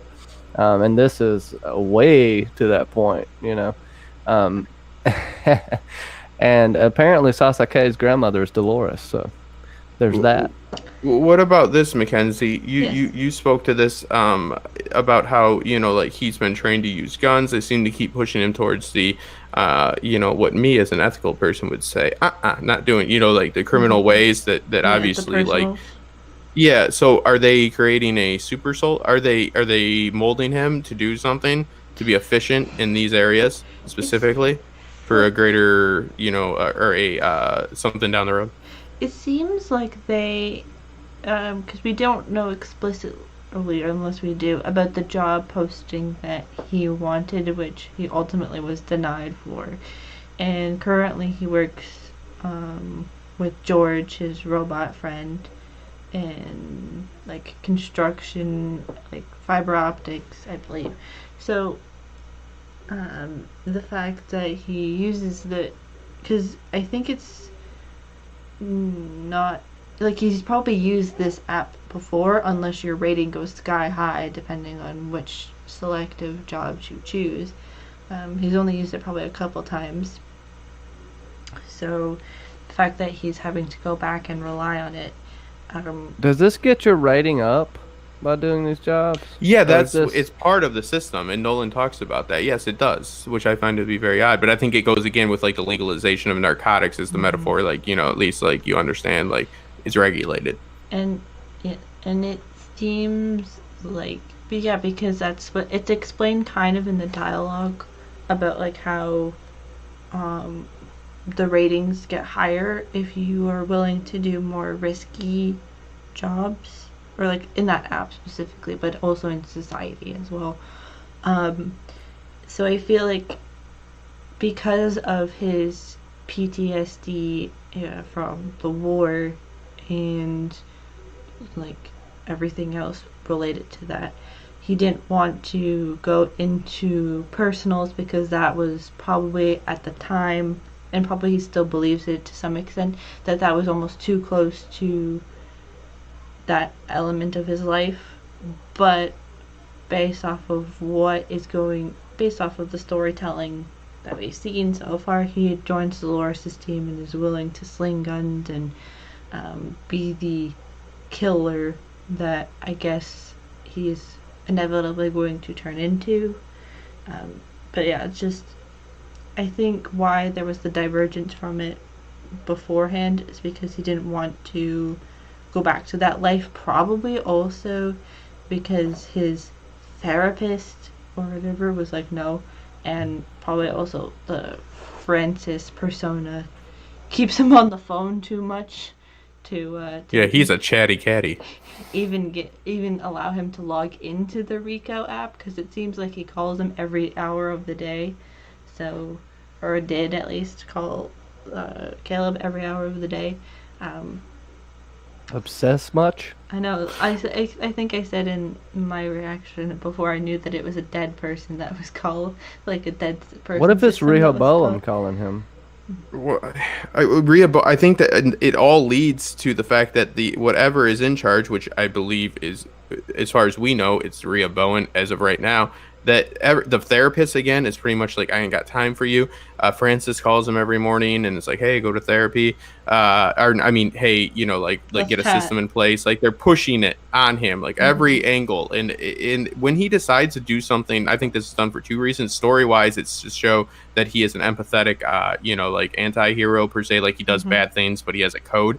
That's always important. His code has no personals, but also he's only doing bad things after like an extreme amount of restraint. When he doesn't get that job, he does something that like you should do probably, but emotion doesn't allow you. Remember, he's like, is there anything I could do in future? When I'm usually like, well, fuck you. You know what I mean? Like he's just like doing everything right. Like he never goes to that Rico app until he has been just literally exhausted of all like moral and ethical and things that fall within the constraints of society, right? Like it's never him just being like, I'm gonna go do some crime. It's him like saying, please let me do the right thing, please let me do the right thing, and they're like, no, fuck you, fuck you, fuck you. Yeah. He's finally like, no other choice, because again, my mom's sick too. Oh my god, what a trump card. You know what you get away with that? The sick mom. AU still AU. He is Caleb / No, I don't mean fuck it. I'm saying fuck in my head trying to think about this because he's got my mind all twisted up about Caleb. Hosts can't kill guests. All right.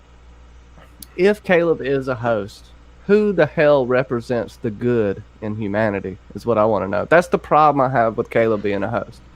Because there has to be a good side of humanity. No, not Felix and Sylvester. I love them motherfuckers, but they're not going to affect the entire world. They're manipulated. They don't do it on their own.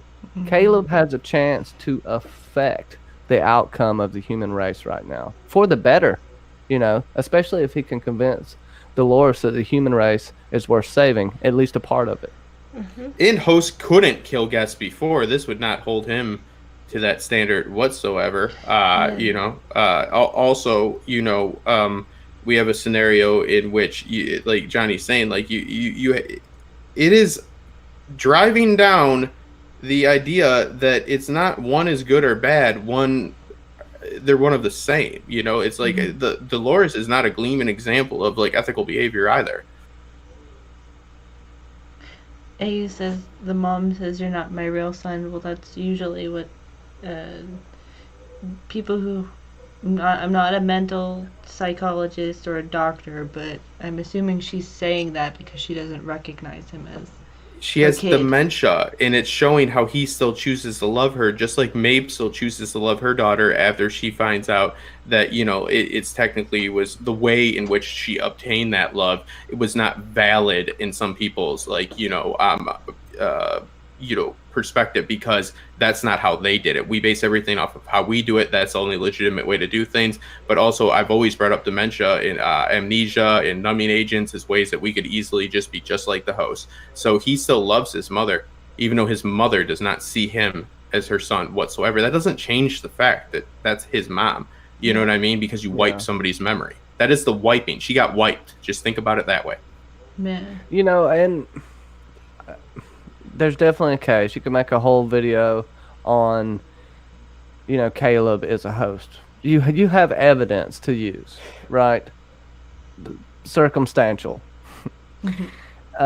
But I think it's more a play on words just a play at how similar hosts and humans are. Yeah, the hosts are more. They're technologically advanced. They're possibly smarter. We've actually yet to see that. We've only seen that they can use technology better and they can plan out more. But I think it's just drawing parallels to how you can't really tell a difference when it comes down to it. Yes, they want you to think, okay, I see a lot of comments of he's doing just like Dolores. Did anybody notice that? It's like trust me, that they filmed this and they lit this in a way to make sure, and I got it in the video that's coming out tonight, of their routines going, that is to just reinforce that idea. And also to your point, and I'll shut up, that they have like, okay, they maybe are capable of, like, you know, taking in more information and retaining it and so forth, but they take in I'm not saying that it doesn't, because you know my stance. I believe that if anything can feel, if anything can, you know, be affected by what you do to it, that you should treat it ethically, but and not worry about the method in which it's able to feel. You worry about the fact that it can, the existence of it. So they don't think the way we do. They think very analytically. They take in information and they register it and they keep it. So there could be an argument that they, yes, can retain more information, but in the long run, we understand things better than that. Like, I'm not saying that's true, but I'm saying there's arguments for both. You know, it's not like just because you get more information in your head, then you can, like, you know, pretty much just register it and keep it in your database. But, you know, there's a difference between, like, you know, pointing, like I always use the metaphor, at all the stars and saying, you know, all the constellations, and knowing how the stars are formed. Yeah. I think the hosts, or if Caleb is to be a host, it cheapens our experience with knowing who he is, because then all of the other humans that we see are either crazy or they're just like so uppity in whatever they're actually been placed into that element, like with Liam's character, which again we can talk about that in a minute, but it cheapens that experience, and we have to have somebody who's on our level that we can emotionally connect to, because I know not everybody watching this show is going to be as affluent and as monetarily advanced as the other, I guess, human characters that are presented in this show. So you have to have someone who's like our person that we could see reflected in ourselves, which is Caleb's character, because the rest of them, it's like, eh. Okay, so just something kind of hit me. Are we to believe that Delos was the only one working on the Immortality Project? Sarek seems like he definitely could be working on it. Yep. And if Caleb is a host, he would be a host in the sense that, in my opinion, that he's in a host body. That he died in that war. And he was brought back for a specific reason. Maybe he's the first person to ever pass the fidelity test. Mm-hmm. And he could die, you know, and Dolores never cracked that code. Hence why we're still trying to figure it out with the Man in Black. Mm-hmm. That could be way off, but I would accept that a little more. That, yeah, and I agree, only because that is the only feasible and justifiable reason to take away from everything that Mackenzie just stated, because that would still lead to the furthering of our narrative and the message. Mm-hmm. It can go somewhere, but if you do not have a depiction of the human race as best you can as a whole, if you just depict them as just, you know, like bastards like they have been before, that's heavy-handed, poor storytelling. It takes so much away from this story for him to be a host, and like what you just stated, Johnny, like, is the only thing that, and I think it still would just be a shit show if they did that, but it would be I could think and maybe forgive them a little bit because of what you said, because at least it wasn't for shock only, right? It led somewhere. With inventory, that's all. But yeah, good point. Right, they have this kid that got shot in the head. He's in triage. He's probably going to die. He's a perfect test subject. Mm-hmm. Yes. Yeah, no, yeah. Like, that's the only way that, like, you can justify that, other than, then everybody will be like, what? Mm-hmm. You know? And it also, in some sense, is a not better story, but it also then proves that not all of the rich can live forever. Like, it shows the dichotomy of the Delos project, where William was like, let's make a host version of my father-in-law, but using his, like, real consciousness, and just bring it into there and, like, see if that works. But instead using it with effectively an average Joe, like, character, and having it be funded by a different company, because in some sense we're seeing that there's competition between Insight, the Rehoboam project, and Delos. So if Insight and the Rehoboam project were able to make Caleb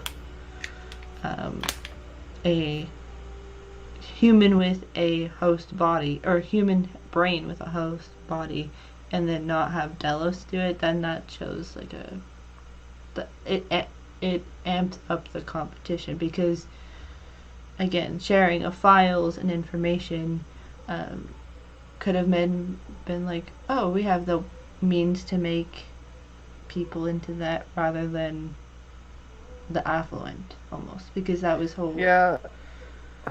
And they would use a poor individual, someone with less social standards, not as much to lose. You couldn't see a rich and powerful person willingly being a test subject unless they're going to die, like James Delos. And maybe, there's a lot of laws in place in the real world that they would have to get around. But if someone's already close to death, or you can make them... Because we got to remember, the Russian Civil War, Second Civil War, I don't got the exact date here with me right now, but it's like 25 years ago, or 20 years ago, it seems like.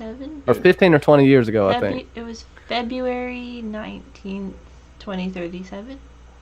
How many years is that? Oh, yeah, so that's almost 15 years. 15 years, something like that. 37? Yeah. No, I'm bad at math, but somewhere. No, I had a different number in my head. And I was like, holy shit, that's wrong. No, you're right. Yeah. That's a lot of years, and we know that they've been working on that immortality project since William was young. And if anybody would know about it, it would be Sirach and the Solomon Project, which turned into the Rehoboam. You can't think they don't have some type of tech in that world. What if the flies are basically spies for the system? That would be interesting. We think the flies just passed the code, but maybe there's a bigger thing at play here. Well, also, if I was a funding, like a venture capitalist, like, and say like they got picked up by I forget the acronym, but blah blah blah. They provide like Series A, Series B funding for companies. What they do a lot of times is like somebody's fucking like iPhone app gets merged, meaning like the intellectual property will be absorbed because they're both under the same, I think it's the VC. So like Insight in Delos, as AU brought up, like they're, I don't think maybe their goals, the end game goes like hand in hand, like definitively, but the technologies work well together. It's like having like something for Google Hangouts that makes video better, that was designed for security. It wasn't made for Google Hangouts, but it might be acquired, if you go with like, an actual it's venture capitalism, but blah blah blah. I cannot remember the name of those organizations. There's an acronym, so whatever. But you guys get what I mean. Yeah. Like they're in the same. They might not be going the same place, but both of their tools are advantageous to get where both are going. And Insight is connected to everything. They have to be connected to the board members at Delos. They have to be connected to their technology. They have to be spying on them somehow. And the board knew what was going on. This was the board members' secret project. So, yeah. You know what, AU? Damn it, you might be right. I kind of hope not, but if he is, he's got to be a human-host hybrid. This also lends credence to the idea that on the wiki, it is said that Caleb's age is 30s. If he was there in the beginning of the Russian Civil War, he was approximately 15 years old. That would be why his mom wouldn't recognize him, because he hasn't aged. Come on! I know. I added fuel to this fire last night, late at night, by posting that the clips unlisted, and posting on the internet. That like, hey man, like what the fuck's up with him being like, you're not the first person that shot me, and then leans his head and it shows up. I will say, I think this is either like we saw glass technology, which meaning the glasses. Those are also available in lenses as we speak. But within the story, there's no context as of right now besides that of ways people could deeper, see things in a different way. But we also could be dealing with like somebody brought up like some sort of like advanced like cloaking technology that people could like be utilizing as well. I argue against the point that makes them a host, like adamantly. Like I will die on this hill, but then again on that hill I also just drew a few more machine gunners at me. So I don't know what I'm doing. That was not advantageous for my cause, but I'm always advantageous, not for what I want, for what the story is showing us. Please remember that in my content. It also puts them at a crossroads in a sense, because it was like because Caleb's mission on the Rico Act was to bring the drugs and the car to the location where he was inevitably Dolores was going to show up and be drugged, and a car to take her away. I'll have to rewatch, but it seems like it was either his car that he brought, or the car that was behind him that was the one that she was put in and being drugged, and then ultimately took over with her driving skills. But yeah, so it's the fact that they meshed them together, and then his whole thing of I want to see something real and all of that stuff. So I don't know. It would cheapen the story if he is a host, but I wouldn't be surprised if it is a successful like Delos project, but from Insight or something like that, because of how it works.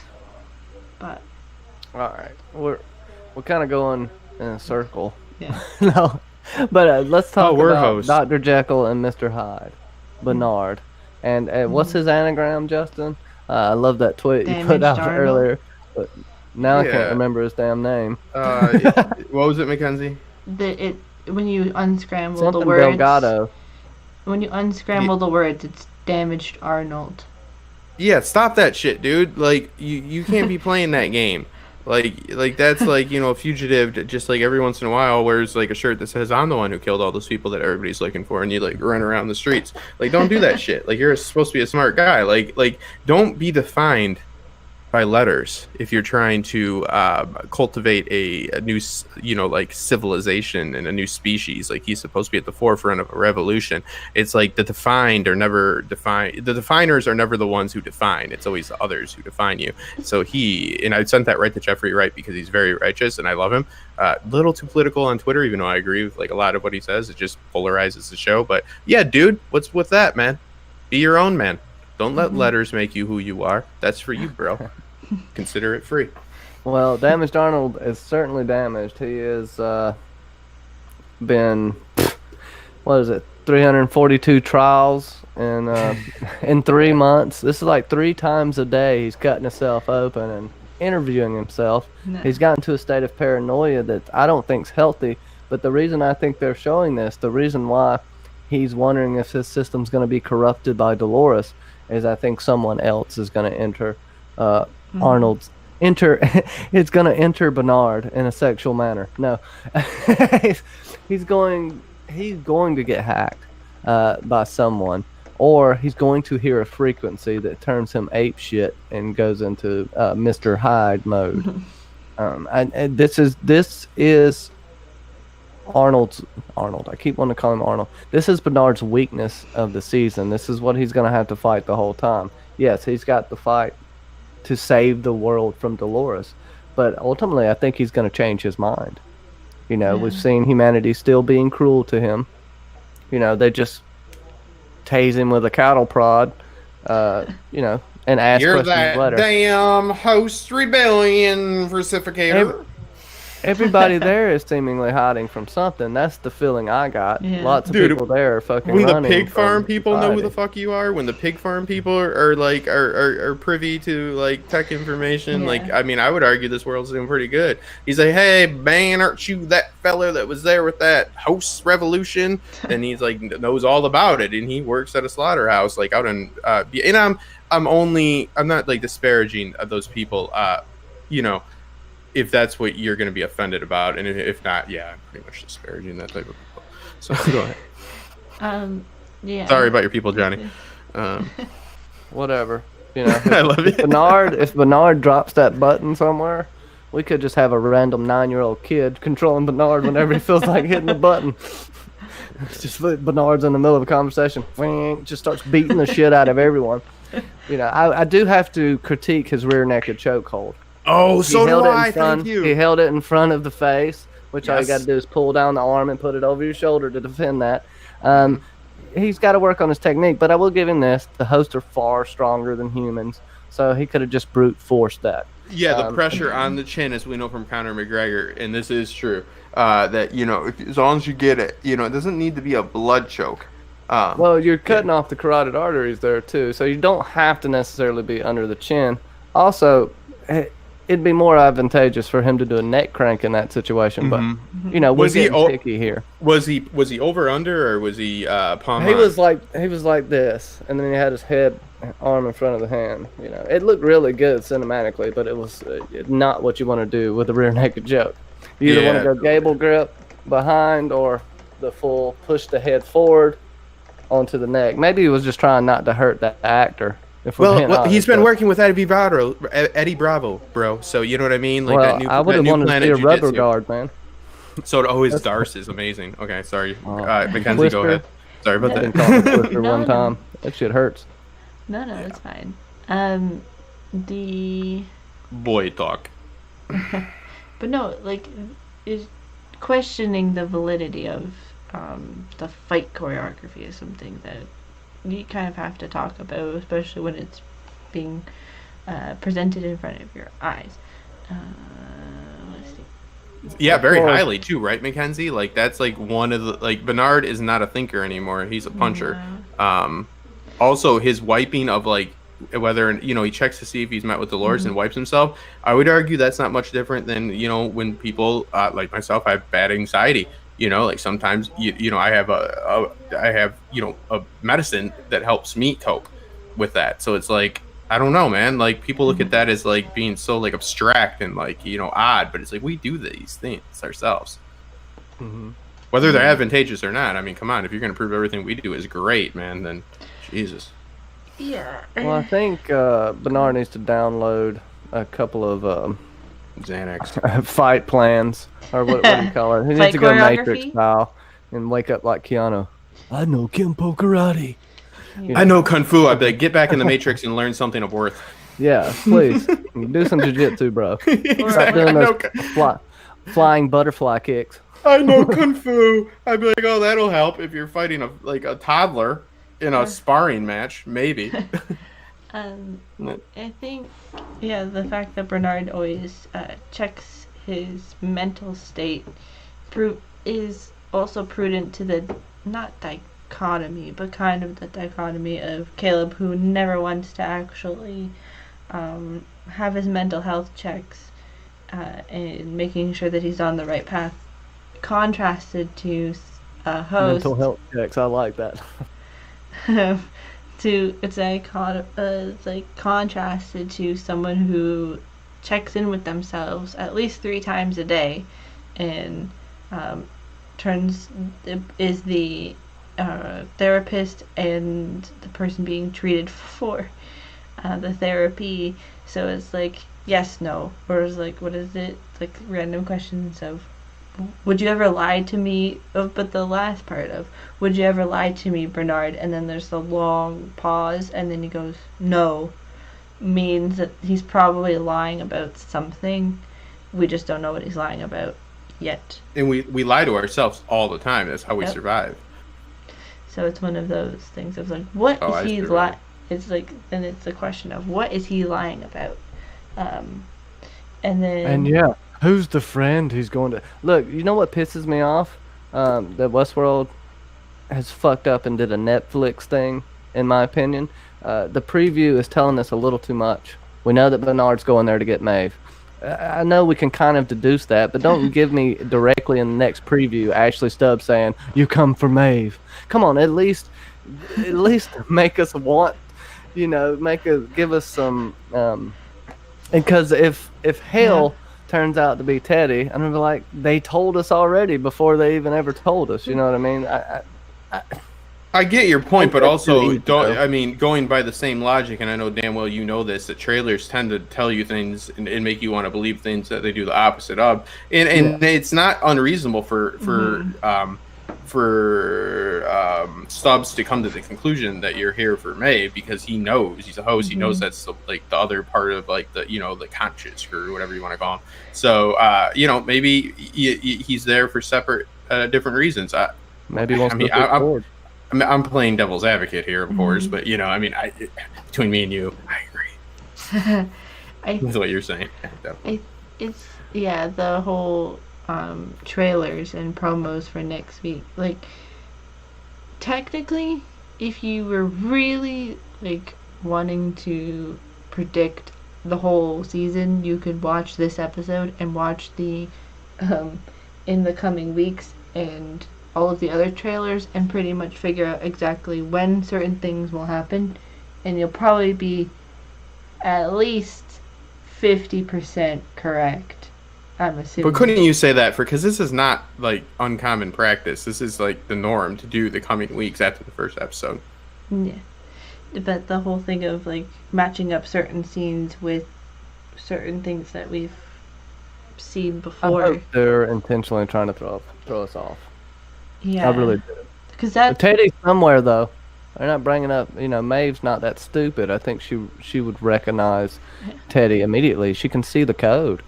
No, but to be honest, dude, I mean, no, I agree with that logic, but I also would bet money on they will throw that logic out the window because they know what people are asking right now. First off, like I said in the pre-show, the biggest question will be who's in Charlotte, and that will be the biggest question. And that is just a fact because it is what is happening, people. Like, so anybody that disagrees with that, it's not just my opinion, it's actually what's happening. And it was my opinion before, not trying to say I'm always right, but I try to think very pragmatically about what is going to happen, not what I want to happen. And I'd be like, no, that's not what no. That is what is happening. Number 2 is Caleb a host. And number 3 is Teddy coming back. So do you think they're not aware of this? The show that has been the game changer for some, the content that is the supplementary content that they release. You have websites for like parks and the show and stuff. They know how to engage with the medium in which watches their show. They know how to merge it. So they do ask these questions, and they make sure to leave these in teasers and stingers to fuel that fire, to add fodder to it. You know what I mean? Like it's the game. That makes me think: could Dolores, could Maeve communicate with Virtual Eden, like a Skype call? As corny as that sounds, but if that's a way, Serac says, "I can let you talk to your daughter," or without having to actually bring anyone back, because I know Virtual Eden is gonna come up at some point in the season. What capacity, I don't necessarily know, but there has to be something. Westworld is good about the subterfuge in their trailers. I feel like they've tried to give us too much, and I don't feel like they've went this crazy in a trailer for a while, but I could be wrong. It just could be a while since I've seen Westworld, honestly. But it doesn't it also speak to the actual truth behind the fairly linear conventional narrative in which we've gotten, since we are able to pull so much from this small teaser, because before it's like they could show us a teaser, but everything was like just a fucking mess thrown all over the place. If season 1 beautiful, season 2 not. But you get what I mean? Like it's like they could show you a bunch of events and you still don't know what's going on in season 2. Yeah, and we've yet to see if they're going to use the host's memory on us, because the hosts have memories. They relive it as they're there. Yeah. So that's an X factor for the season. We could be seeing a timeline, but it not be that time in the actual show. Do you know what I mean? The same way they did in the past. Now, would they do that again? I think they're trying to change it up a lot, but from what I've seen, people want to say Westworld season 3 is vastly different than the first ones, but it has the same feel to me, just a different setting. Yeah. I still feel like they're trying to trick me. I still feel like they're showing me a lot of red herrings. I still feel like there's things possibly happening that aren't really happening. And it's something we're going to have to decipher throughout the show. That's the beauty of the show, though. But also Westworld, the conception of it, obviously you have the Michael Crichton film before, but like what Westworld is about is not about the park. It is about what the park spawned, and then them acclimating to the real world, and also the juxtaposition between like those that visit the park and like the human race that as a whole. So it's like it is a natural progression if you look at this as a film for them to be outside of the park. Now Westworld as a setting is never the most important thing of your story. Like you want to have setting, then situation, then character. So you get what I mean? So like your setting should be able to change, in your actual story should be able to hold up very well, especially when I argue that if they didn't leave the park this season, there'd be issues. Not only having 3 recognizable characters, viewing it as a high concept for just like the Sunday night watchers, which are not like the normal people that are just trying to watch a show, like that could be a little bit jarring for them. But Chrissy from Old Stones did ask about the Maeve thing, if we think it's going to be her versus AI. I did bring up earlier really quick that I believe that she is going to be like the do some litigating between it, because she has exhibited the powers to communicate with other artificial intelligent beings. So what if she merges her consciousness with the AI, the Rehoboam? That's something I could see happening. And also Chrissy of Old Stones, happy birthday, or something. Happy birthday, happy birthday, congratulations. I like saying congratulations for birthdays. Chrissy, no, you look great regardless. She's really young, so she's good. How old are you, Chrissy? A woman never tells their age. You're not supposed to ask that. And a gentleman never asked, so now you know what I am. That's why I just say she's 70, and we'll stick with that. Yeah. Oh, I love 70. 70 is the perfect age. But 70 is the best. Maeve could ultimately be versus the AI, but I think it's right now it's definitely Dolores, and we see Serac, who basically is the man behind Rehoboam, the one that's in control of it. He's recruiting Maeve to stop Dolores, so to speak. Whether she's going to actually do that, I think she's going to start to see Dolores in a different light. And for some reason, I don't necessarily understand her hatred for Dolores. I understand her aversion to Dolores, but her hatred for Dolores concerns me and where she's coming from with that. Because you could argue that all these hosts died because of her, she's still stuck in the park. But also, you wouldn't have had this revolution. You wouldn't have a chance at freedom without Dolores. As much as she was an awful asshole season 2, it's kind of was necessary. But I don't think she hates her like that. You know what I mean? Like they differ in their philosophies on life and the way in which they go about life, but in the way in which they view like the host situation, obviously. But I think that I definitely see how you're jumping to that conclusion, because it's been posed to us that she needs to eliminate her. But let me throw this at you now. Okay, we always think Serac is trying to protect Rehoboam, right? And he's sending Dolores because Dolores is going to mess with it. I argue that Serac might need to stop Rehoboam and send somebody to get it done, because they have lost control. Because Rehoboam seems to be working in a way to put Jesse, as both of you brilliantly said, sorry, keep calling Jesse, Caleb and Dolores together. Like that makes more sense to me. And again, like the tech aspect of this, it's very realistic that they would have lost control by the very nature in which these systems work of that. So it's not far-fetched at all. It seems like that the Dolores, Caleb, and then eventual crew situation is happening and developing, and then when Maeve ultimately meets Serac, it's gone too far is like one of those situations where he views it as, no, this has gone way farther, and you're the only, like, he can kind of view Maeve as the only person to kind of stop Dolores. That's how I'm kind of now trying to put that in my mind.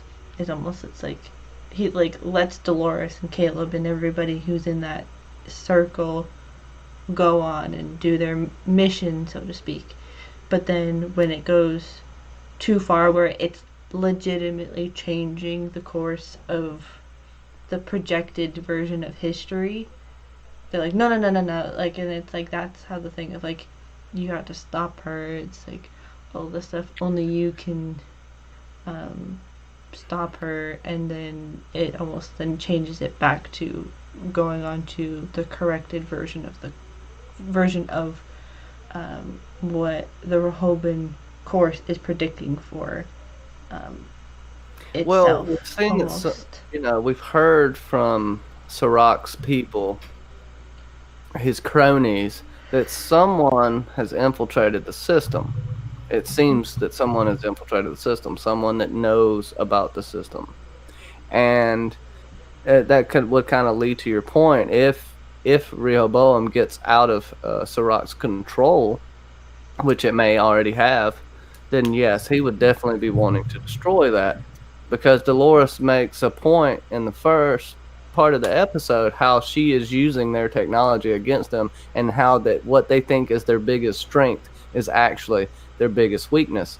And the reason I say Maeve seems to really want to kill Dolores, she's chomping at the bit to get to her, is because immediately when Sirach asks her that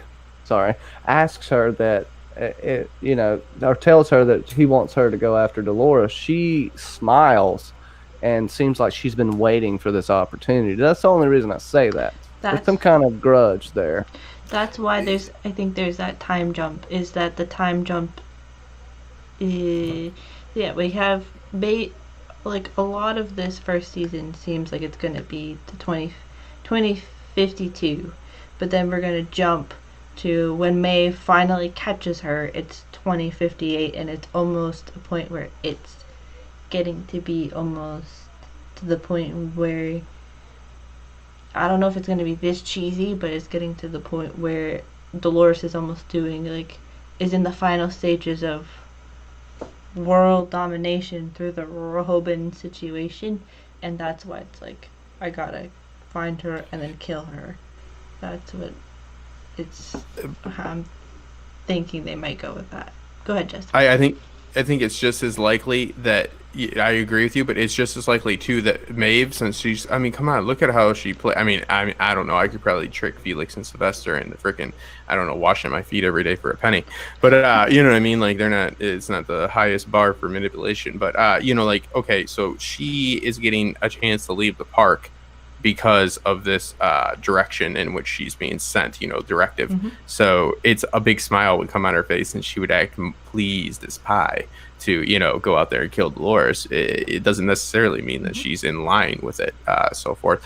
Somebody did bring up that when we say Sirach, it reminds us of the Vacan. Yeah, I can't get it out of my head either. Mm-hmm. Some Sirach vodka, gentlemen. I think I might prefer some Sirach coconut. Yeah, that's as decent. Sorry, he's the worst. All right, go ahead. But yeah, I think Well, let me correct y'all. It's pronounced Sirach. At least that's how Tommy Flanagan said it. But I can't stop saying Sirach because every time I see it, I guess that's what everybody says. And, whatever. Who doesn't want some Sirach? How about C race? There's no E at the end, but we can still go with it. C Ross?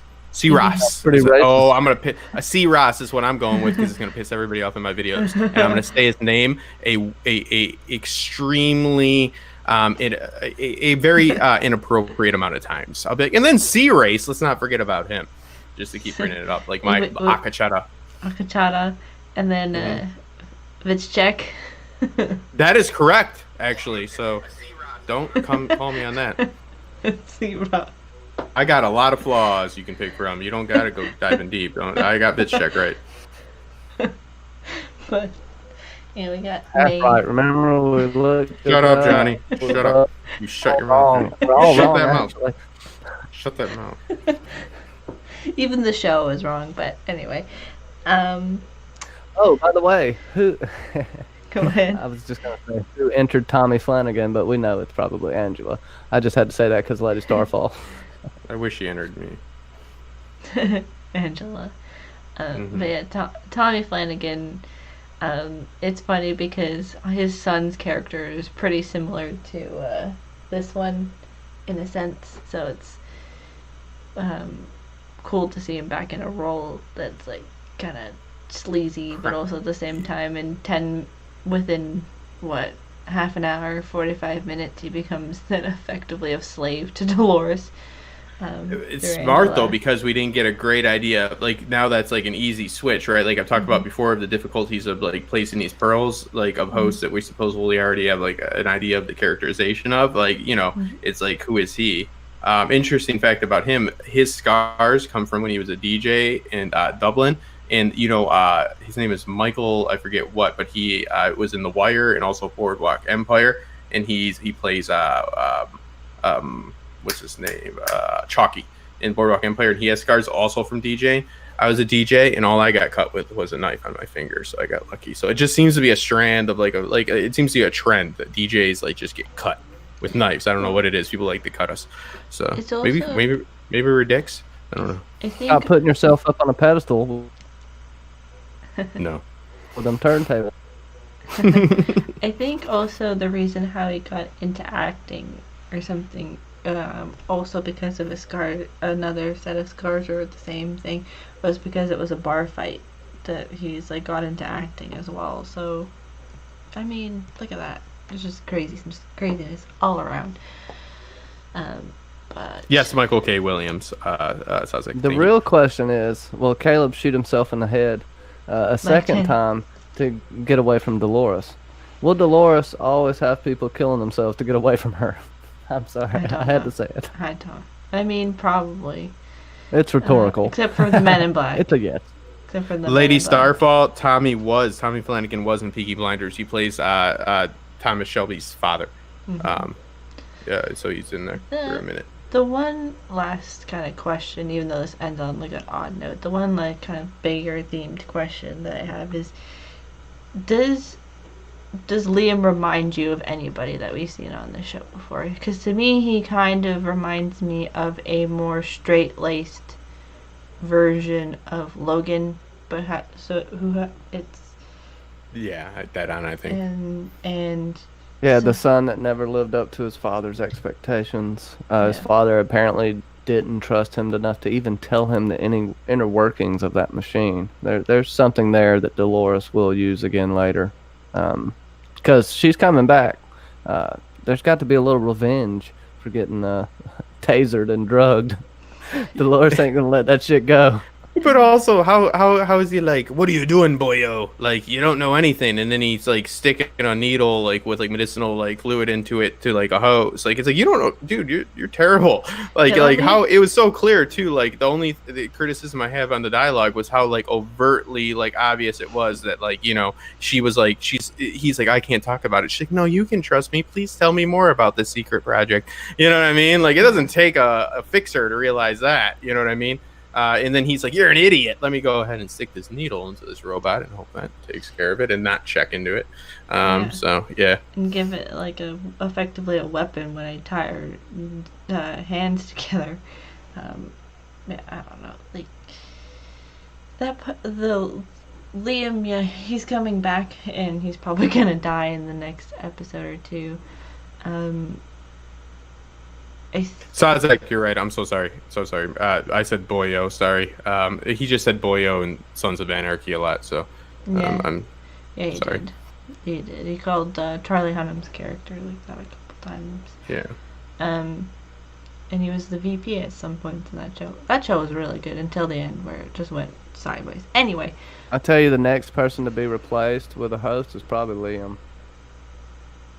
I don't know why though. What Evan? No, yes, because if Sirach gets taken down, he takes control of Rehoboam. Wouldn't he be next in line, possibly? Maybe, I don't know. know. Thanks for having that thought out loud, though. you agreed. You said, "Hey, this is what's going to happen." Hey, I but I don't disagree know with why myself that all would. the Yeah, you time. disagreed right away. That was the quickest flip I've ever seen on a live stream, and I've seen some. Yeah, I love you, brother. Yeah, that was awesome. Yeah. It seems so. If Angela is, who we believe she's now been, I guess, put into, and then Charlotte is potentially with Teddy. How many pearls do we have left? We have 3 pearls, and like, did they? I can't remember if they've explicitly mentioned who exactly were the pearls, so then we have to try and figure out who they are. 99 pearls on the wall, 98 pearls on the wall.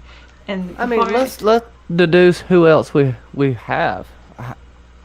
Does Dolores know 5 hosts she can trust? Was she friends with 5 hosts? Right. No. So who the fuck is this? I think it's very possible, and I think you. I think he was gonna say something nice about me, and I think he's cutting out. Man, that sucks for me. Shit. And where did I drop at? Is it Before you said something nice about me, I'm assuming it was something nice about me. Oh, well, whatever. I think since we don't have that many people to choose from, Damn it. I think Dolores could make copies of herself. Yep. I don't like that. I like the idea. I don't like it either, but At least we've one seen it copy. already. But can't we have a situation like we've already seen in which they're like, yes, taking over others, but like, you know, it doesn't necessarily need to be like some hosts we knew, in my opinion. And I've seen every tech expert around saying like this or that, but nobody knows. And again, it's a television show in which they made these rules unclear, and context is king. That Tommy Flanagan could just be what she has gotten from him, because remember, she supposedly read a book about what was it, Jerry at the beginning? Yeah, Jerry was the guy. When did she read that? That was one of the books that she read. She read 1 or 2 books. So she's like, we saw. Yeah, but you get what I mean. So like, they've established. I'm not downing on it. I'm just pointing out a point that they've established that she's read a lot of books on a lot of people. So if she's able to, you know, like have information about them, and you're thus able to create through memory, then it's open season. Like, Johnny, you're right. Who the hell? We got Angela, Clementine, Teddy, and why would Lazo, maybe Clementine? Dolores, Clementine was Maeve's friend, you know, and the only time she used Clementine when she was just a mindless robot, and this is what Ford gave her as an army. I would love to see Clementine have a chance at life again. She deserves it after going through the hell that she went through. I would say that, but where does that lead us in the story? What's the point of bringing Clementine back other than it would feel good? Stealing surrogate daughter would be a motivation I've talked about before. That would want her to kill Dolores. Yeah, that would give her motivation, because because Clementine, you know, I don't want to get into it, but guys, I worked at a lot of strip clubs, and I've met a lot of and they are mother figures. Maeve has always been a mother figure. Those women are mother figures to those girls in brothels.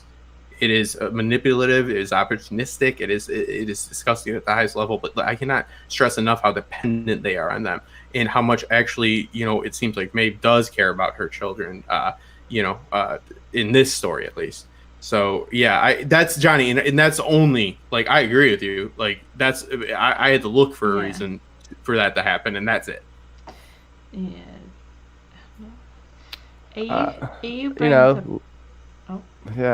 Go ahead. I don't know. I was trying to deduce who the hell else could be around Dolores that she would even give a shit about. I guess Peter Abernathy.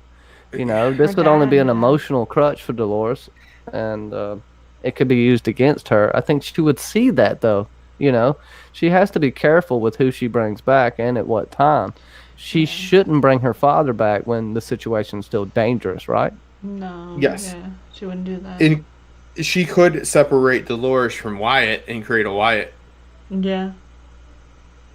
Yeah, she could make herself, but the Wyatt version of herself. Yeah, which is awful. She's the worst. I hope John Raphael, if you've ever seen a Parks and Rec, becomes the host. You mentioned Elsie, but I don't know. Like, making it Elsie. Yeah. But I think Go ahead.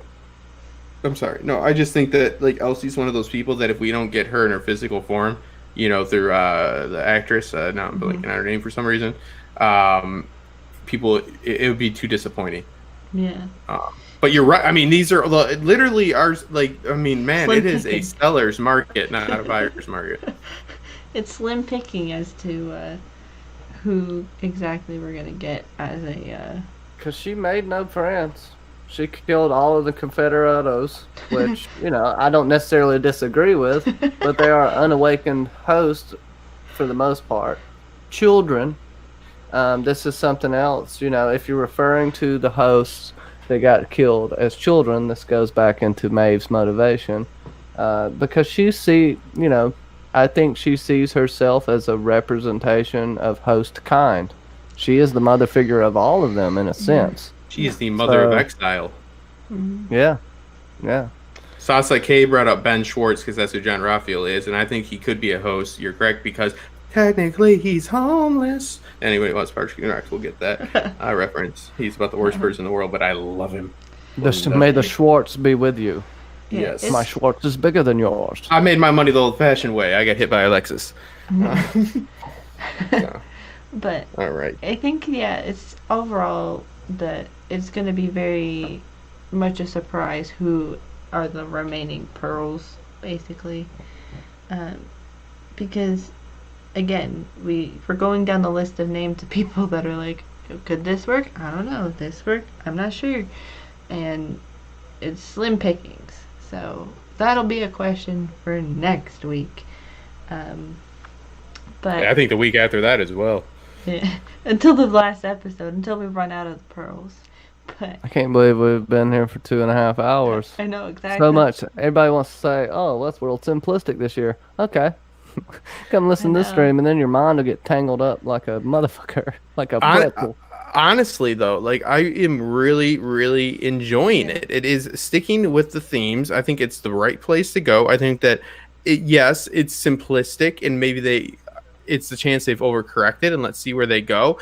The only, shut up, I promise. I said that a few times. But the only issue I might have is the mirroring of the Ford-Arnold situation so directly with insights, right? Like, it's like, oh my God, this is like, like the whole nepotism thing with the kid, like, and plus the two partners, one's gone. It's like, man, it's like that. If they don't land that, if they don't stick that landing, I'm going to be a little bit worried. Because it can't come off as like too like, what if it comes off that like, okay, just like Ford was like playing the game of like the hosts don't matter, but the end game was him freeing them or trying to free them in his own way. What if Serac is doing the same thing? He wants to be immortal. He has to. That's all rich and powerful, hungry guys, and he looks like a god that's going to play God. He's going to fill that role of a human that wants to be God, the kind of same way that Ford was, except that was, in a sense, an illusion for us, where Ford really, in the end, wanted what Arnold wanted, but he had to play that role, like you said. I think I like that. The enemy really being, it would be interesting if Caleb actually turned out to be the bad guy in this, or but. Still, I think he has to be a representation of humanity and why humanity deserves to live, though. That's why I'm sticking with it on Caleb. And he's in a compromising situation. He is a character that is placed into a situation with the most stakes and the most adverse, as the best story method in structure you need. So, like, he has to fight with Dolores, who he is empathized with, but also that might mean hurting his own people, and thus merging the idea that we're all, if you're capable of feeling feelings and you're capable of thinking for yourself, then we should appreciate and we should respect those feelings and those thoughts, regardless of the agency or origin of them. So, exactly. Yeah. You bastards. This episode, it was, for, I guess, the consensus across the board was that it was a good, strong start to effectively not restarting, but like entering into the next phase of this show. And although I read online that it said that the ratings dropped like 57% compared to last season's season opener, which is kind of sad, but also at the same time, maybe if they see this and they see everybody else's content about it, people will come back for on Sunday. Speaking Mackenzie, do you think people could come in at season 3 fresh without even seeing the last 2 episodes and appreciate the show? Because I do. I think it's the right move. There was enough time way too much time between the second and third season. Mm-hmm. So like this change of setting isn't as like if this was like 6 months after, even a year, it might even be harsher. Well, it would be for sure. But I think this is beneficial. If you at least know the story of the show, like if you've watched the first season into the set, like if you were to pick up this show and like run it through all the way into currently where we are, you could probably pick up on what's happening and what's changing. I think it was because there was such a long gap of time, and then the switch up of the narrative and how the show was presented, of us like fully pretty much leaving the park with Dolores and entering into this new world that, based off probably the promos, everybody was like, I don't want to touch it. Kind of like how maybe some people react to another property on HBO that we all know and love to talk about sometimes. So I think it's more to the fact that I think it's more good show, to actually. The fact that the end of season 2 left a really bad taste in a lot of people's mouths. Yes, it's like That's getting what food, I think it is. Getting the flu after you eat like lasagna. Like you don't want lasagna again. But also like the first scene of the episode, right, Mackenzie? Like that gave you like the reason why she was doing it and the situation in which she used to be. Yes, a very consolidated depiction of it, but again, I would argue that if you just look at the story structure, you knew at one time she was objectified and she was not able to have agency over her actions. This person of power took advantage of her. Now she's after that power. Now this person in the real world that is human is dealing with the same things as her. So like the structures, I'm not saying it's always best to see it all, but I'm saying you could jump in as a casual viewer and enjoy this season. Yeah, if people knew, like, if people are a follower, say, of Aaron Paul's work, and they were just like, oh, because he's on this new show that I've never watched before, you could probably figure out. The star of Need for Speed, Aaron Paul.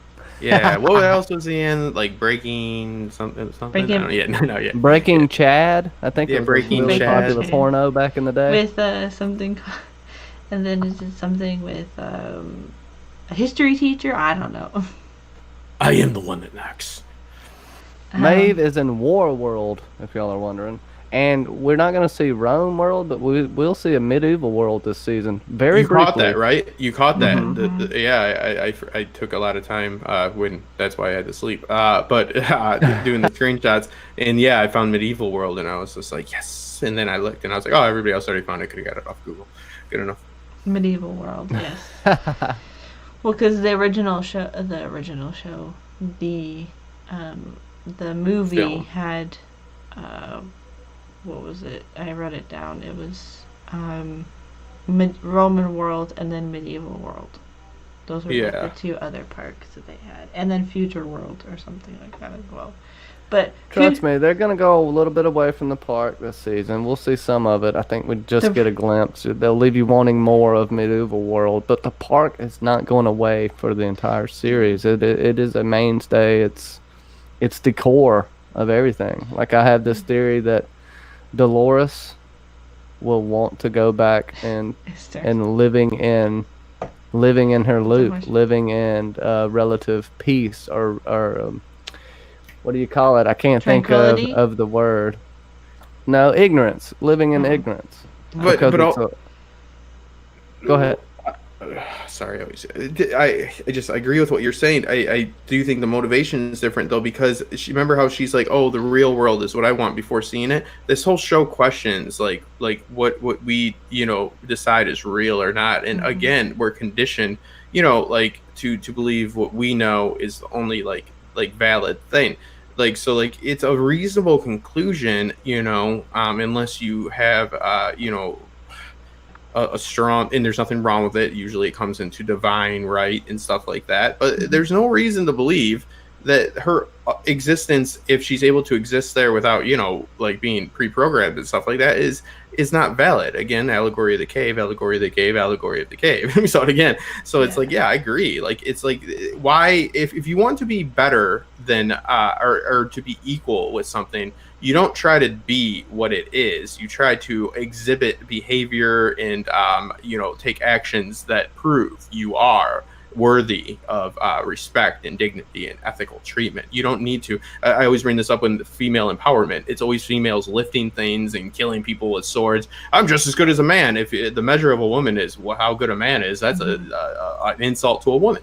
So again, it's like, you know, our world is not the best world. We live in it. I don't think it's great. And everybody's wondering about Future World Park. Dolores and everybody is in Future. We're seeing Future World Park right here. It's just like the one of the kids said, we're living in a simulation. Well, it's the way for them to do Future World without having an actual Future World. You don't need to have that in the park. And if they did have a Future World, what the fuck would that be? You know what I mean? Would there be simulated alien abductions, flying saucers flying around? You know, people. You know, What is can't a get with that. simulation? What is a simulation? A simulation is what's happening when you have the predictive technology changing every aspect of from the way you drive to work to your job to everything else. You could say that simulated life. A simulation is something where a higher power is making decisions that dictate what you do and simulating what they want. So a simulation doesn't need to be a hologram. It doesn't need to be, you know, like you in a Matrix X situation where you're like in some pod. A simulation can simply be that people are just dictating your life to the highest degree that you don't have agency over it. You're a pawn. Yeah, Westworld is a physical simulation. Yes, it is. And in the outside world is what they're trying to show you is that it could very well, if when you stop splitting hairs about us being these special people and you really look at how conditioned and you know, like what choices you've had in your life, not that you don't have any, but how different it would be if you say grew up in Syria opposed to New York. Like, really think about how different of a person you would be. And the argument is your emotion might be, you know, like your constant, but the rest of your values, your beliefs, they're going to change drastically. So before you think that you got your hand on a controller, take a step back and think about like your childhood, where you grew up, geographically. It is insanely out of our control to do a lot of things. So we can always make the best of the situation. So it's like a simulation where the guy drops a controller every once in a while. You're able to run off and make a YouTube video or something, you know what I mean? Yeah. So the show is pushing that. To say everything is a simulation, I think would take away from their message. Yeah, exactly. They just want to show you that a simulation is not even that much different than what you live in. Yeah, it's like what the kid... Which is a simulation. One of the kids said, it's like, we're in a simulation, or whatever. It's like, what? But, again, I feel like those characters will probably come back at some point. Just don't know when. They were interesting, but they're just going to come back eventually. Maybe to when Liam becomes a host. But it's getting kind of late. So we'll wrap it up because I think we've talked about pretty much everything. And if we missed anything, we can mention it next week. But... well, hey, who doesn't want to talk about an hour show for 3 hours? I want an after show for this after show. So no, thank you so much, Mackenzie. Honestly, I am so sorry that I was not able to be here for the first 20 or 30 minutes. Honestly, you do so much for me. So I extremely I cannot imply how much I respect you and how much I respect what you're doing here. So please do not take it as a sign of disrespect. Please take it as a sign of incompetency on my part. No, it's all right. It's all right. But speaking of streams, I know you guys you and Hax and Johnny are involved in the stream on Sunday on, is it your channel still? Or is it? Yeah, it's always on Justin's channel. I mean, he is the creator of Before the Dust Settles. Yeah, sorry for making you feel dumb. So I'm sorry, I didn't mean to come off like that. No, I'm offended because I think she has the right to because I was late. So like, it's actually I give you that. Like she's like, well, so what channel is that on? Yeah, you know what I mean. Like, what is that? You know you're a piece of shit. No, yeah. Self-awareness is key. Mm-hmm. I don't bounce off the center. I'm like, yep, that's good with me. Yeah. Yeah. So yes, you're before the habitual line stepper. Go ahead. Okay. So yeah. But before the dust settles on immediately after Westworld, breaking it down in heavy debates about ethical and moral behavior within the park as well. It seems to be a big draw. So Johnny B. Crazy is their behavioral tech, and you did such a good job. Mackenzie L. Burns will be there for I think it's episode. I have the schedule. It's the fourth episode. It's the April 4th episode. April 5th, I believe. 5th, and that's 4th, it's that Sunday. It's Easter, so you blasphemous woman. But anyways, so we have a guest. Next is Heidi from Costume Co. And then we have, I believe, Axel, then Jason Schenkel, blah, blah, blah, Vanessa Cole. We've got a lineup of the best and all the rest. So please join us. It's a hell of a time. Then I'll be thrown in there somewhere. But if you haven't seen it, we had Gray Area on this week. Go check that out. Gray Area and Hacks. Hacks apparently thinks dogs are super subhuman and has no respect for them whatsoever. No, don't get into that. I'm just joking. It was a different metaphor that he used, and he was posing the idea that we should. Yeah, it was just not the best allegory. I love you, Hacks. It didn't fit actually, but what he's getting at is a scenario in which the show does cover, just not what we were debating heavily and deeply. But people seem to love that. That's why I told Hacks, I'm like, hey. Because we have no issue. We can have a heated debate and still be buddies. So it's like people really. I had a bunch of comments like saying like this. So people seem to like that, but don't encourage that, people, because that's gonna end up in a bad situation. Lady Starfall, my newest Ragnarok video just dropped. If you haven't seen it yet, it's really good. It's 2 episodes. The last 2 episodes I'll be doing together as well. So get over there and make a comment if you want me to cover anything for the last 2 episodes. I'll feature that comment, as long as it doesn't talk about weird things. You'll be featured in the next video. So let me know what you want to know about the last 2 episodes, and I'll definitely go a deep dive onto it. It'll probably be at least a week and a half before I get it out. I got a Westworld video that will be coming out tomorrow, probably tomorrow night. At the latest, it will be Friday morning. Got a little bit behind, as I said. Justin helped me beat the fuck out of Netflix this week, so we got that covered. Copyright strike me, son. I got you. I really appreciate that. And check it out. Friday, I will be doing the ironic Great Spring Sickness stream, which is from a Song of Ice, well, not a Song of Ice and Fire, The World of Ice and Fire and Duncan Egg. It'll be me, Kaci C of House Lorebridge, and Braavosi Broadcast will be talking about the Great Spring Sickness and bringing you a live stream in this time of peril. So we'll be trying to have some fun. So definitely go check that out. I'll be having a link out for that lately. Since we're doing a stream on Episode Club and Before the Dust Settles, I'm not going to be streaming on Westworld this year, but you're going to see plenty of videos. Possibly a couple of weeks, depending on what theories I have and what y'all give me on feedback on my videos. So just go check that out. I appreciate all of y'all. I definitely appreciate you, Sasa. This has been very, very fun. Fuck you, Justin. I hate you, but I love you at the same time. I love the hate. Fuck you. I want to date you so bad now. You know it. AU said too late, Justin. AU will be on the live stream unless he doesn't explain what he meant by that. He's on, I think, episode 7 or something like that. So no. It's gonna be a heck of a time, fellas. Yes. And look, before the geek, In Deep Geek has the pre-show. We have the after show. You want a midweek show? Guess who else has you covered? Exactly. Kenzie. So you have no reason to go to any. I actually advise you unsubscribe to anybody else that even mentions Westworld, because all that will do is cloud your mind with crazy nonsense. I mean, don't let that in your life. You're all better than that. You're all better. And I'm not saying they're bad people, but here's the thing. I can't say they're not bad people because I don't know them. I couldn't do that. So, you know what I mean? Like, stick with who you know and who is absolutely the best. And that's us. Thank you. Exactly. And speaking of Hacks will be on next week for episode 2. So he'll be joining us for that as the, I guess, special guest. We'll be talking dogs and consciousness next week. No, I'm just kidding. So if there's dogs, we'll talk about them too.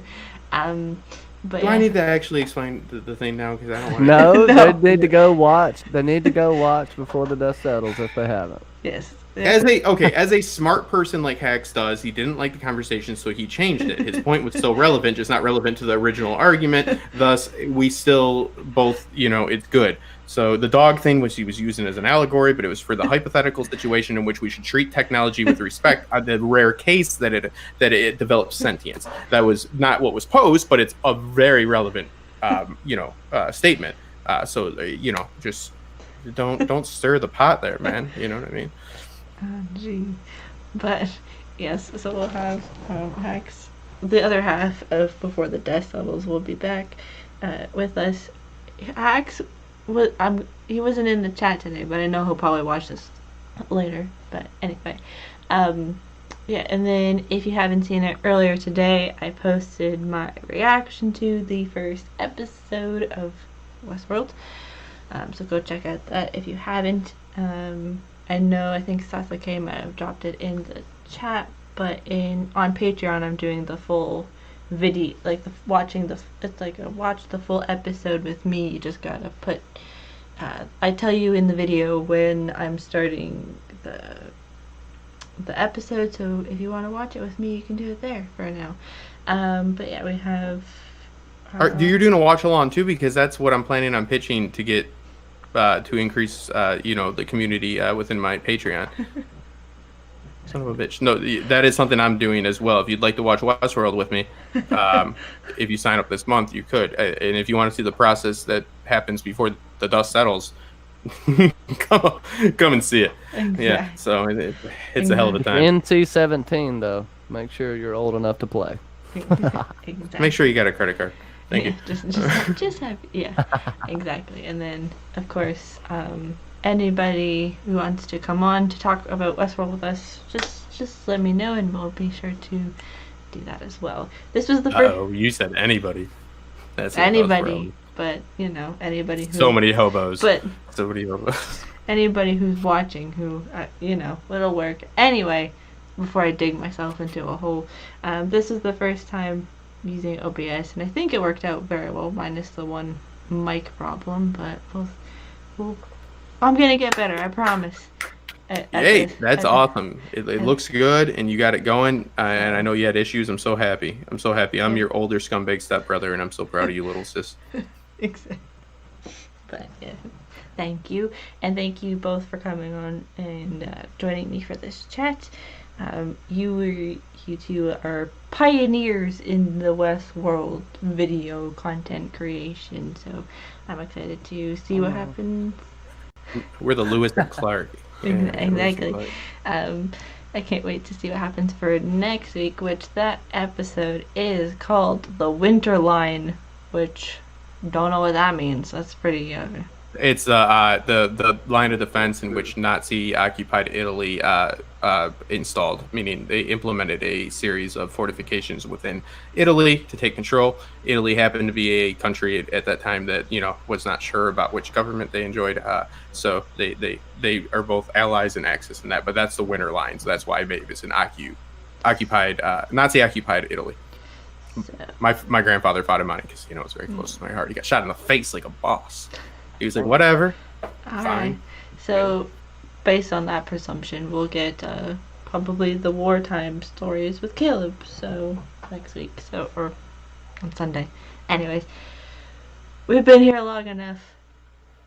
And, yeah, we'll see you guys later.